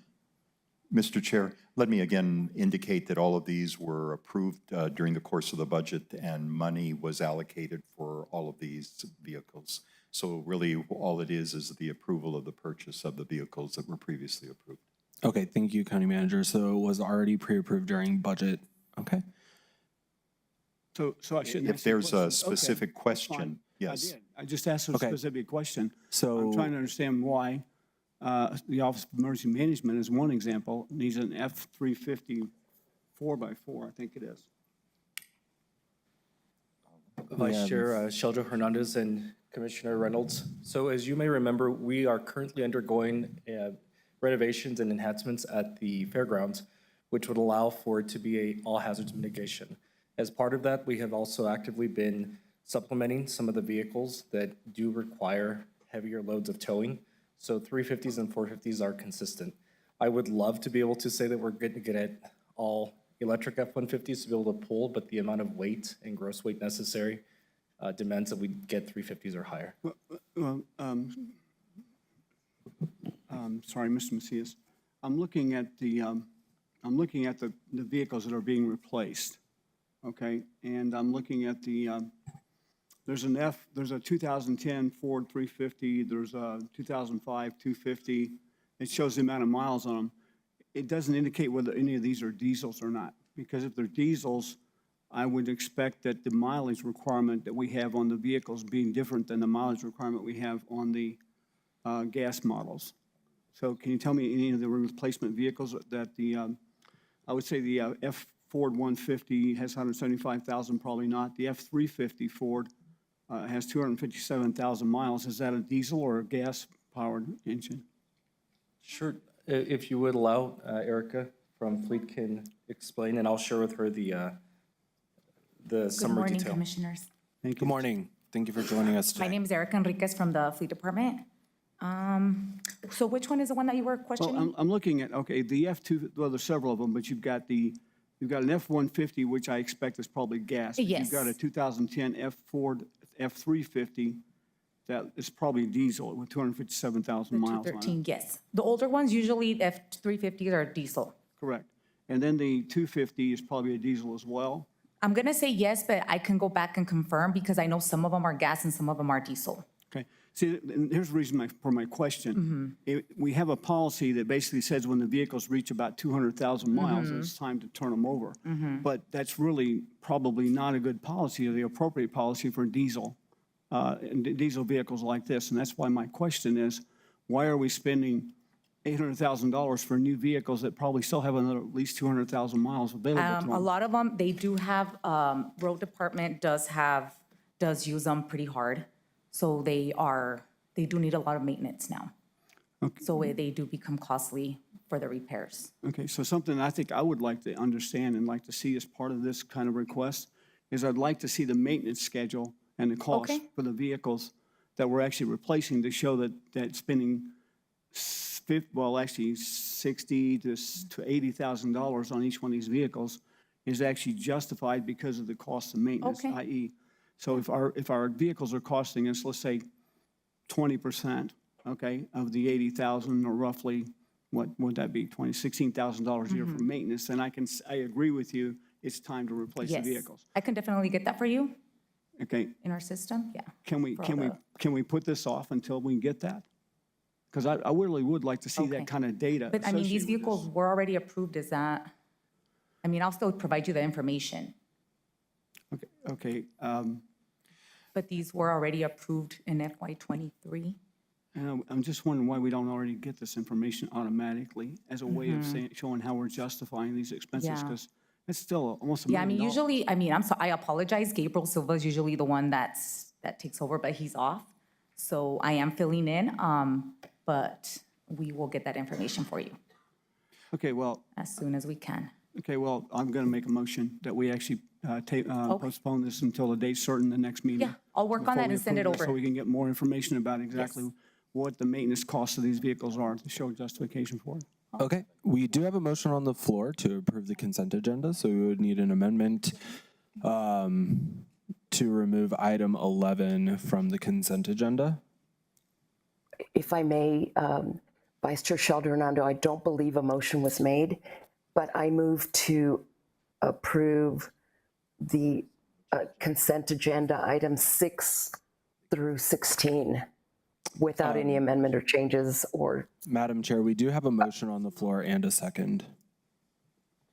I couldn't hear that, and I apologize for that. Okay, no worries. I heard part of Commissioner Reynolds, and then it cut off, and I didn't even hear the second. Thank Okay, you. no worries. Yeah, we do have a motion on the floor. So we would need an amendment to the motion. And I believe Commissioner Reynolds has made a motion to amend to approve everything except this particular item. Number 11. Right. Okay, so we have a motion on the floor to approve items, let me go up, sorry, 6, 7, 8, 9, 10, 12, 13, 14, 15, 16. Is that correct? And I believe with his motion also was a motion to amend to just approve those, but also postponing item number 11. 11 till the next meeting. Okay, so we will, That's what he said, right? You said the next meeting, right? Mr. Vice Chair. yes. Yes, Mr. Gooden is correct. My motion is the motion has already been made to approve these items. I'm making a motion to basically pull item number 11 off and actually postpone it to a date certain, which is the next meeting, with the additional information requested to show that the maintenance cost is, well, anyway, that doesn't have to be part of the motion, but basically to postpone this to the next meeting, item number 11. Yes. Okay. Okay, so we do have that motion then. Do I have a second to the amended motion?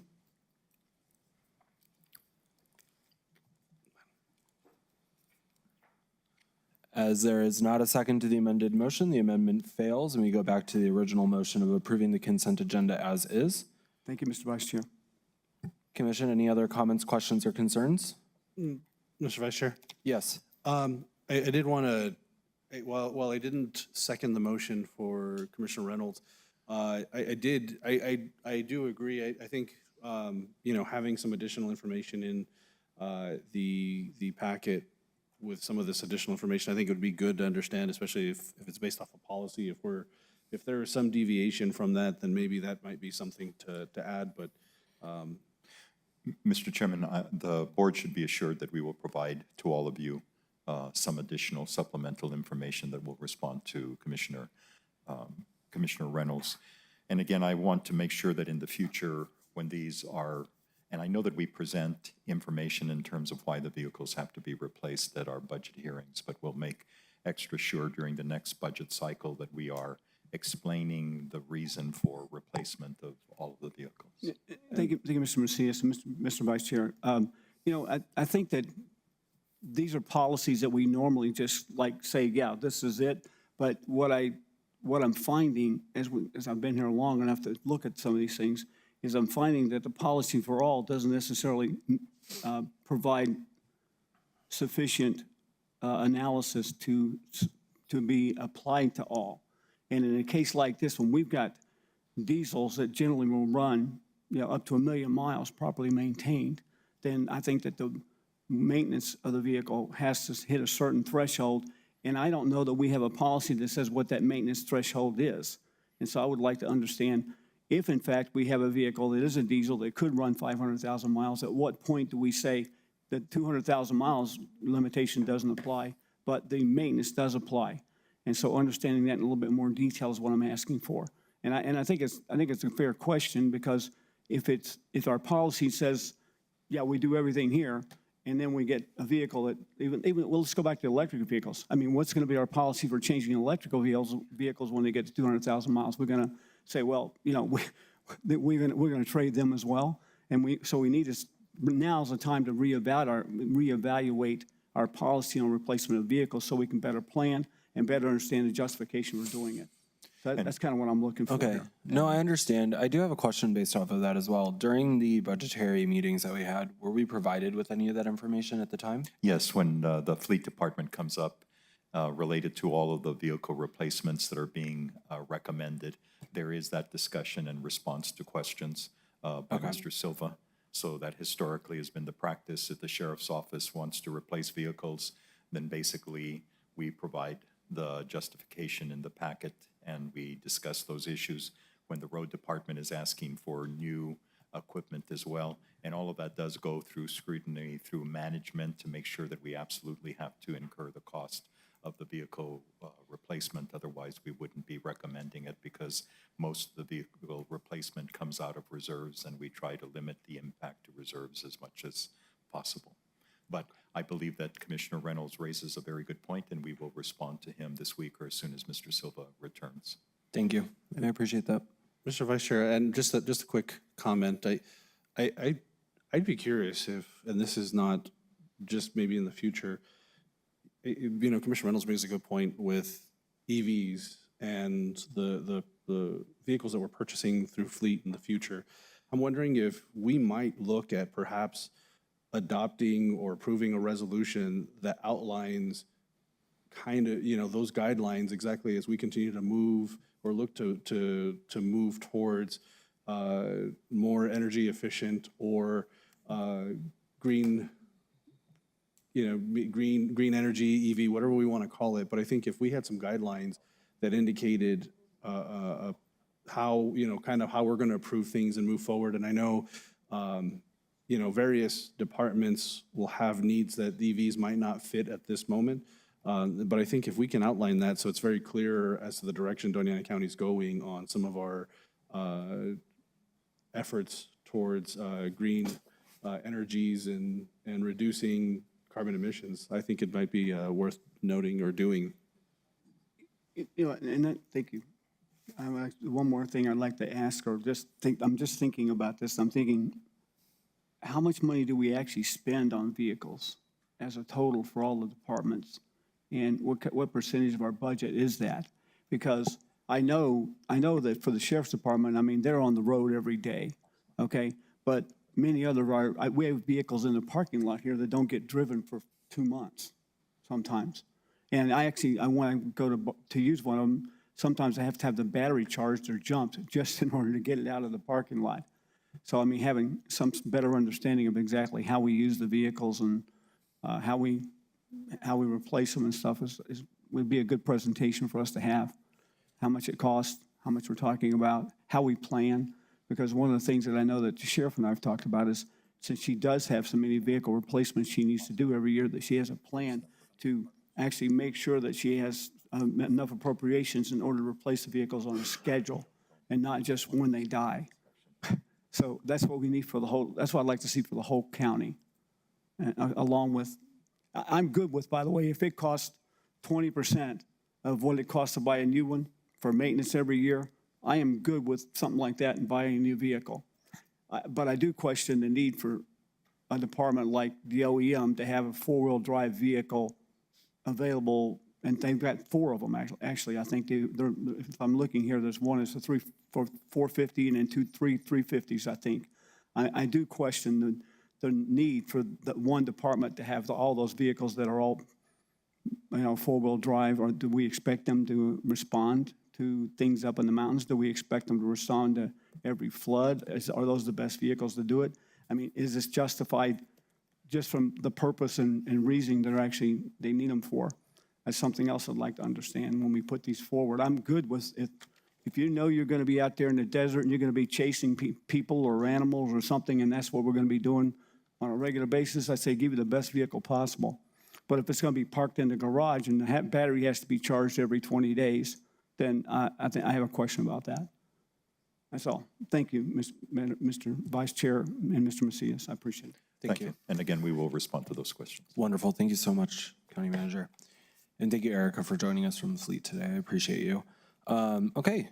Any other comments, questions, or concerns?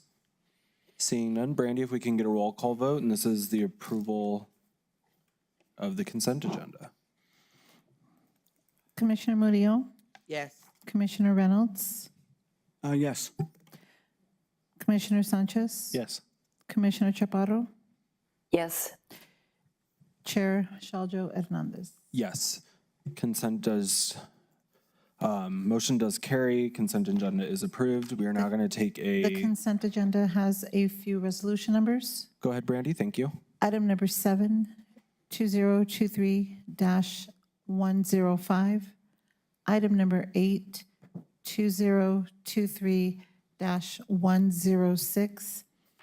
And item number 14, 2023-107. Wonderful. Thank you, Brandy. At this time, we're going to take a 7 to 10 minute break, and we will come back and continue on with the meeting. Thank you. The time is currently 10:44.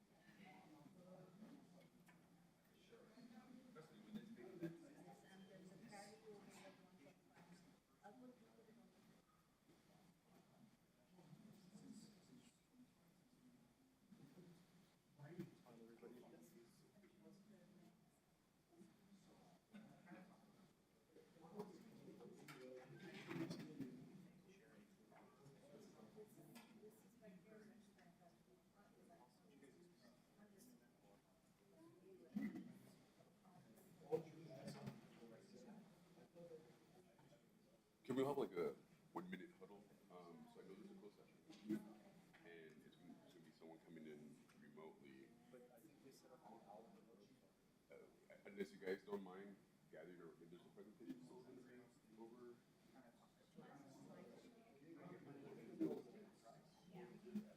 So if you guys don't mind huddling over, look, we don't have screens or anything in that room.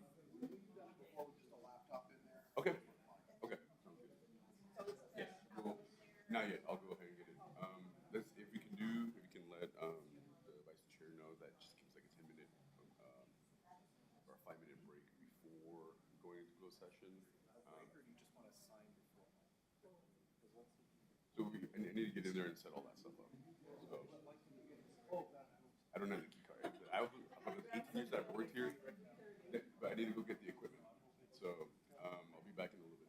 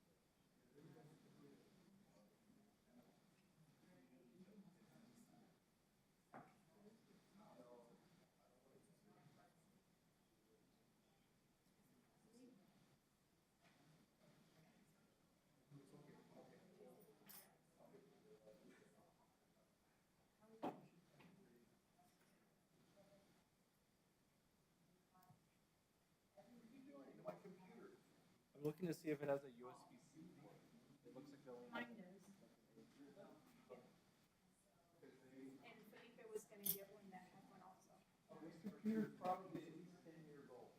So yours probably does not. It's an oldie but goodie. It's No, it works fine. The battery doesn't hold a charge, but other than that, it's fine for what I'm doing with it.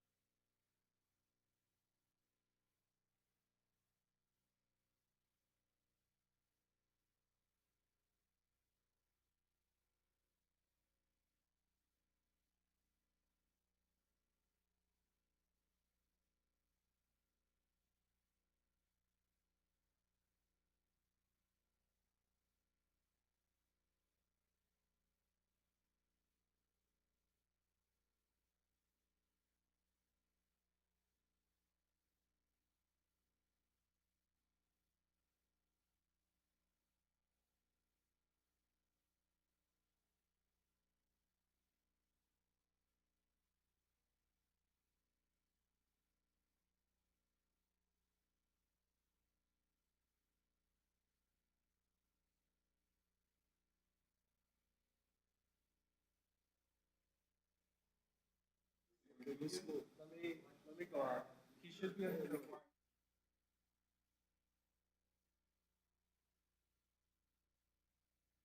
got Deb.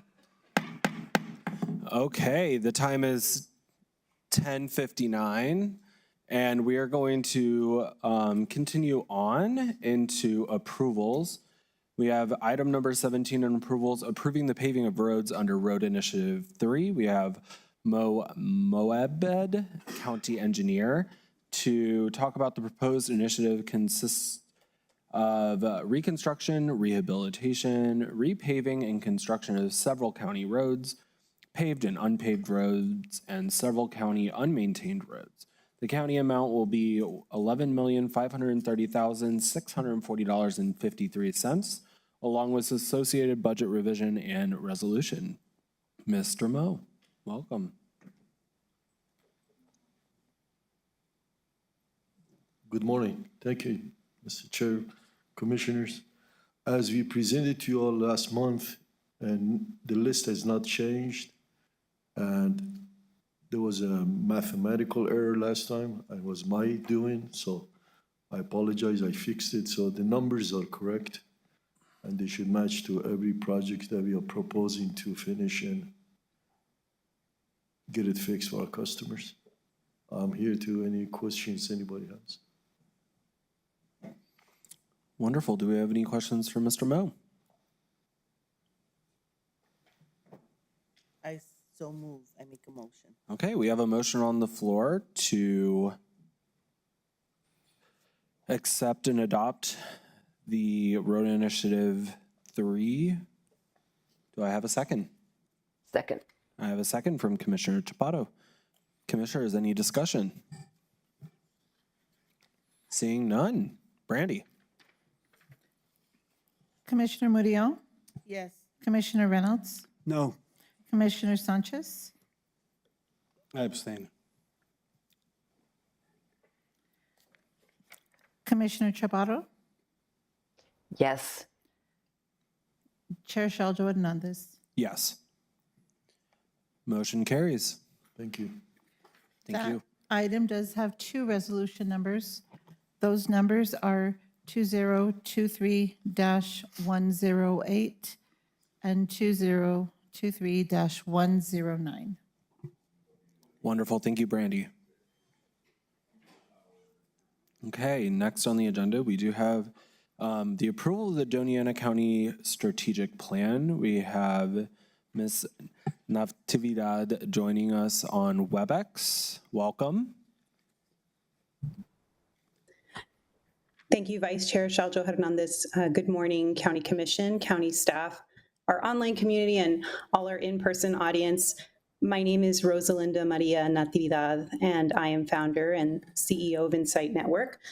My apologies for not being with you in person today, but I am very excited to present to you on behalf of County Management a formal request for the approval of the 2024 Strategic Plan.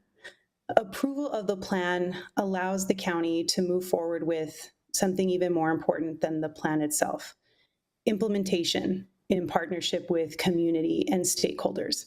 Insight has recommended a different approach to strategic planning that we had the opportunity to discuss during yesterday's work session with the County Commission. Strategic planning in the past has always integrated similar year-long approaches to creating a document, publishing it, revising it every 5 years. And we chose to move forward quickly with a plan that we called yesterday our minimum viable product.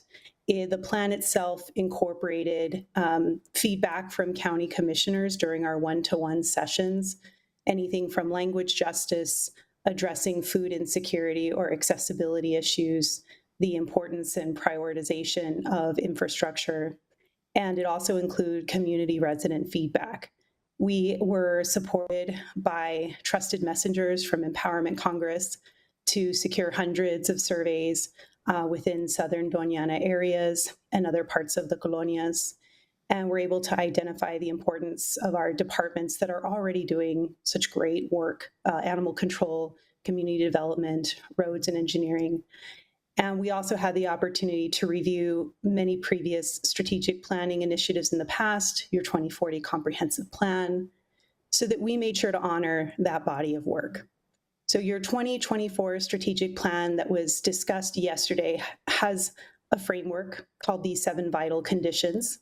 And these vital conditions help organize our priorities and our strategies, and something new that we're proposing, which is a family of measures. We want to create vital condition teams where departments are able to blend their resources, their expertise, and start looking at cross-cutting solutions that address multiple problems. And we're excited to start that journey. And so that I'm available to you and stand for questions, I wanted to give you next steps. I wanted to talk to you about what implementation can look like. That way you can think through any questions that you have and feel comfortable about potential approval. For the implementation component of the plan, we want to come back to the county commission in 60 to 90 days, depending on the commission's decision. And when we come back to you, we want to share updated measures and milestones. These would be presented by our vital condition teams. So as shared yesterday, we're blending the teams and we're inviting elected officials, such as our county clerk and our sheriff's office and our treasurer. They've all been so great to work with in the strategic planning process. We're inviting our residents back and finalizing these measures and presenting to commission. And from that, we'll be moving forward with focusing on dashboarding those measures. And so we'll work to make sure with the assistant county management that every department has a roadmap, that they're all set up for success, and that they have buy-in. The initial measures that were presented came from the departments. We wanted to make sure that they felt very comfortable with what was proposed. And we are looking forward to also working with county management to finalize a 12-month calendar of BOCC agenda items or special work sessions so that those can be agreed upon, shared with the public in advance, and allow for deeper discussion with community so that both sides feel educated on each vital condition, the county management priorities that have been prepared, and of course, our family measures. And this is the beginning of our journey. As we move forward, we do want to think about what internal dashboarding looks like. We want to think about how our departments, as many of you know, they are integrating new software systems. Some of them are coming online and will create better connectivity between the departments and better connectivity with community. So before we go and launch a new software system just for strategic planning, we'd like to just start with something simple. A simple red, yellow, green measure approach so that you're able to see and pull forward the measures that need commission guidance, that need more community work session discussion. And I will talk with our county management about internal staffing or contracting that's necessary, because we are of the mind to do data surveillance. That we can't present all family measures at all times. It would be a lot of communication overload. That's what many of our departments have shared. So we want to bring forward the most important items. And lastly, you'll see in the implementation plan that's moving forward with our strategic planning appendices to county management, a 5-year tiered approach for cultural shifts. And so why is this important? This is important because we're changing our process. I was appreciative of commission as they shared, this is going to feel different because it is different. And we're placing community right in the center of strategic planning. So that will change the way we engage. It will change how we ask questions. And we need to make sure that that's integrated into our processes and our policies moving forward. And there are other exciting initiatives that we can do that we've seen, Insight has seen nationally, utilizing the vital conditions framework. For example, there's opportunity for us to share data and create what's called data equity. Yesterday, I listened to Lorenzo Alba as he said he has so many ways to connect with residents and provide feedback to community. We talked about the issues with animal control and how residents are willing and able to support animal control as they dispatch their officers to get better targeted outreach efforts, or work in addressing and creating more safety for our community. And there's also what is very exciting is creating a shared strategy, blended funding and resources with other jurisdictions. Best practices such as those in Skagit County, they have launched what's called North Star Project. They utilize the vital conditions framework, and they are working with 4 other jurisdictions, and they share measures, they share priorities, they blend funding. Most recently, they secured $20 million from the state because they are one agenda, a united voice. And they're working through significant issues that are impeding vital conditions, such as behavioral health systems that are not working as they hope, or are not reaching the individuals intended to receive support, and homelessness challenges. And so there are best practices. Insight reached out to Skagit County. They're ready and willing to support. There are other efforts such as the Arise movement in Illinois, which is the bringing together of the Illinois Department of Public Health and at the state level, and all their respective county level public health departments, and how they're working on addressing causal issues in health inequity with individuals with lived experience, coalitions, and other governmental entities. So we're very excited, and I would be pleased to stand for any questions, and most importantly, address any concerns from Commission. Wonderful. Thank you so much, Rosie, for joining us today. And once again, it was a fantastic meeting, and I definitely appreciate everything that you did, you and your team. I feel like we achieved so much great work, and I think when we all were giving our one-word responses to how we feel like yesterday went, you know, people were excited and moved and ready, and just all over appreciation of the fact that we're all meeting and talking. So I just want to put that out there. Thank you again for everything. But my fellow commissioners, any comments, questions, or concerns for Ms. Natividad? Vice Chair Shelter Hernandez. Yes, Commissioner, Chair. Thank you. Thank you very much. Rosalinda, thank you so much for the workshop yesterday. I was not able to join in person. I thought it was well worth our time. And it's a great beginning as this commission moves forward towards strategic planning for the next years to come. It was good to see Empowerment Congress there, and I look forward to having other constituents joining us in the future. And thank you to the staff for attending the meeting yesterday. I thought it was a great start, great framework. So thanks again. Wonderful. Manny, Commissioner Sanchez. Thank you, Vice Chair Hernandez. I have a couple of thoughts, and number one, I'm excited for this, and I'll tell you why. I'll start with this: is that the conversations we had yesterday, and I really appreciated. We were broken up into the various tables, and just having the discussions with those from the community and internally. So let me start with internally. I know at my table we had Mo and we had Robert Herrera, and I really was excited because the thoughts that were coming up when we talked about what the different departments could do looking forward and going in the future. What did economic development mean to them? And I think the thought process of having departments work collaboratively together and develop, okay, how does roads work with economic development, and how does economic development work with a plan for utilities and facilities? And I think, well, I'm not saying that, I think that type of thought excites me, because I think as we move forward, we have some amazing people, amazing staff that are here working for us in the county. And we've done some really, we've looked over the last few years of some of the things that we've done, and it's truly amazing. But I think when we continue to work on this plan together collaboratively, the impact that we will have, I think, will just continue to increase as we continue to grow.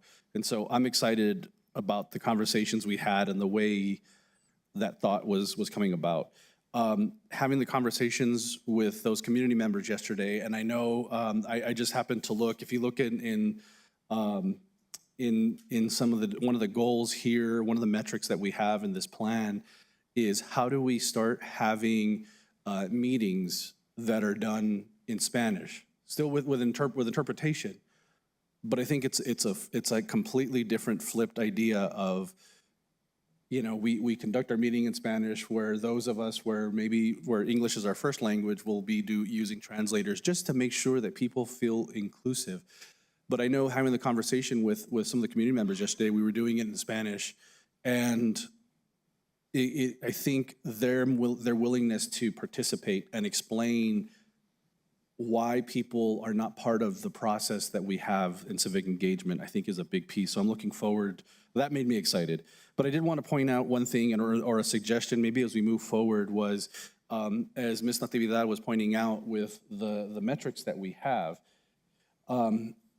as we start to adopt this and work on implementing it, as she mentioned dashboards, I hope that it'll be something that we can use as a visual management piece that'll be easy for any of us to see, so we can identify quickly which metrics are we falling behind on, which ones are we struggling to meet, and we can focus on those to figure out, is it a funding issue? What roadblock, are there other roadblocks?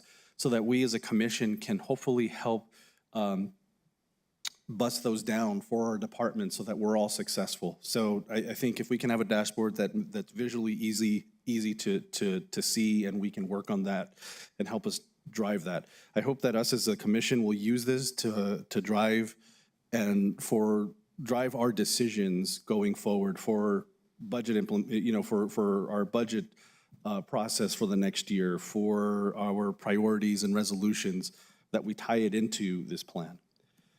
I will add that along with that, I don't know if it would, and I'll have to, maybe we can have discussions with the county manager and his staff, but how do we have someone that can help manage this dashboard, I think is an important piece, and I'd be open to figuring out and seeing how we do that, so that way the county management and their staff are set up for success. And then two other items, and I apologize for my long-winded, I just had several notes here. I did have, I'm hoping that as we move forward with this 90-day plan and as we continue to evaluate, one of the areas was under the animal control goals. I'm hoping that, that they reach out and the ASCMV has some say in the discussions that they're having in determining the metrics, because I think as we as a county with the various committees and joint powers agreement groups that we participate in, we need to make sure that what we do doesn't affect them negatively. And I will say this, and I'm hoping that when we look at this, I'm hoping that when you look at through for the people in the public and even for us internally, when you look at this that's in the plan, the pivotal moves piece, which is more high level, but it was done through the Equity Action Labs and trying to determine what those are. I'm excited to see where those pivotal moves in each one of our goals will take us. And as we move forward and get into this, I'll be curious to get feedback from our community and from our staff to seeing what they're seeing and if we need to pivot. I'm hoping that as we move forward, we do understand this is a living, breathing document. I know it's not something we want to change every month, every quarter, or any of that, but I think as we move forward, I think as Ms. Natividad said, the implementation was fast, and rather than reviewing only every 5 years, let's review these metrics and figure out how do we start tying these metrics to each fiscal year, to our performances, and really look at how we're doing and if we need to adjust. This is the time for us to have those open, transparent discussions. And so I'm really excited for this plan and where we can go and how we'll serve the people of Doña County. Wonderful. Thank you, Commissioner. Any other commissioner comment? Mr. Vice Chair, Yes. please, thank you. You know, in looking this over, I know I've had several conversations about it. I'm sorry I missed the meeting yesterday. I wasn't able to get here. But what I do like about the plan mostly is the fact that we're taking the health, welfare, and benefit of the community and actually placing that ahead of everything else. Because our outreach and our service to the community, I believe, is one of the most important things and the reason we exist. One of the most important things we have to do, and it's the reason we exist. Without that, and all the other pieces that go into that, we're no more than just an organization that does what we think is best. So in order to find out what we need to do, we need to be in touch with all people in the county and sensitive to what their requirements are and what their needs are, and then bring them back in and prioritize them in a way that we can accomplish as many of them as possible. So we haven't changed our overall vision and goal through this process, but we certainly have identified a clear path and direction and tool that we can use in order to measure how we're doing, identify what we need to do, measure how we're doing it, prioritize, and actually connect all the pieces. Like, and as an example, how does the clerk's office work with the assessor's office, which works with the treasurer's office, or do they work together at all? Well, in fact, they do, okay? Because you got, and the community development. Community development gets the plans for something to be done, and then they're approved there, and then once they're done and it's completed, then the assessor has to reassess the value of the property, and then in order to collect taxes, they send the list over to the clerk's office that actually goes and sends out the bills to get the taxes done, and then the treasurer actually collects the money. So I mean, just in something like that alone, there are a lot of pieces in working cooperation between different departments that I'm not sure everyone is aware of. And if we take this approach of actually bringing in all the departments to work together to talk about how much more efficient we can be and how we are accomplishing things, and look at our measurements collectively, I think that everyone in both the county organization and all the citizens in the county are going to find it very beneficial and reap the rewards from it. So this is what I think we've needed to do since I've been here, is to better understand who are our customers, what do our customers need, how do we reach them, how do we serve them, and how do we know we're serving them? Does the feedback really bear out and support what we believe we're doing? And I believe this, based on what I can see of this study, this goal, and this plan, I think this will give us a good insight as to where we are, where we're going, and whether we're actually accomplishing the goals that we intend to through our vision. So thank you very much, Ms. Natividad and your group for doing this, and thank you, Commissioner Salazar Hernandez and Commissioner Sanchez for attending the meeting I couldn't make yesterday.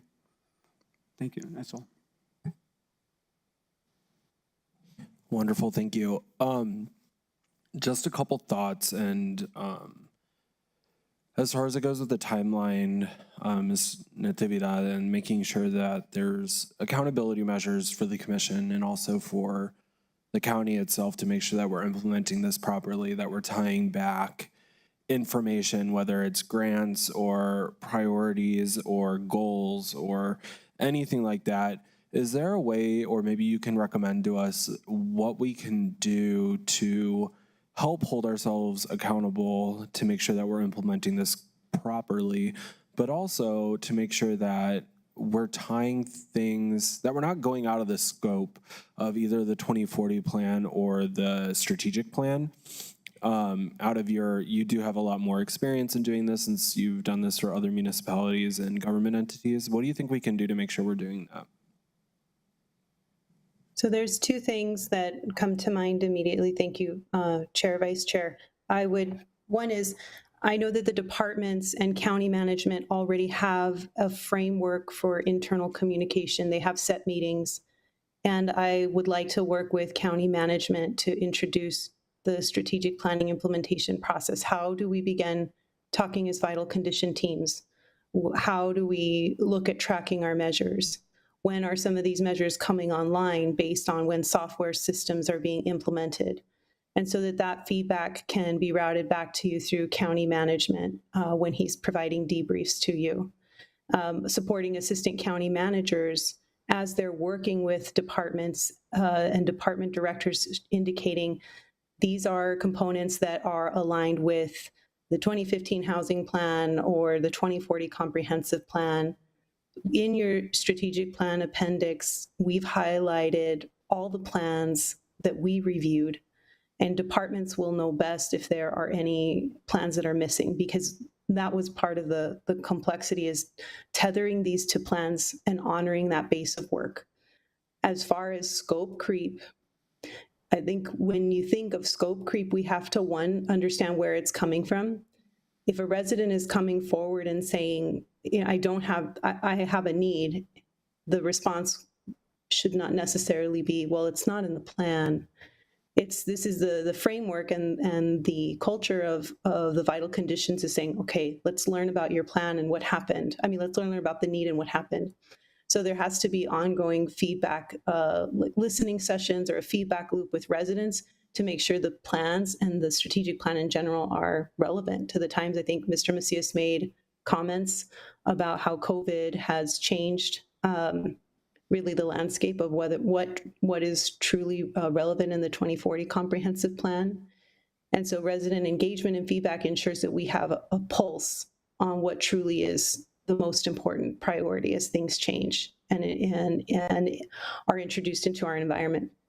So to me, the first piece is making sure departments feel very good, and as I mentioned, have a roadmap and also have the space to express concern and move forward with what realistically they can bring on. Some communities, some counties, some municipalities will only adopt 1 or 2 vital conditions because it is a big ask, and each of these vital conditions have many challenges and many collaborative partners.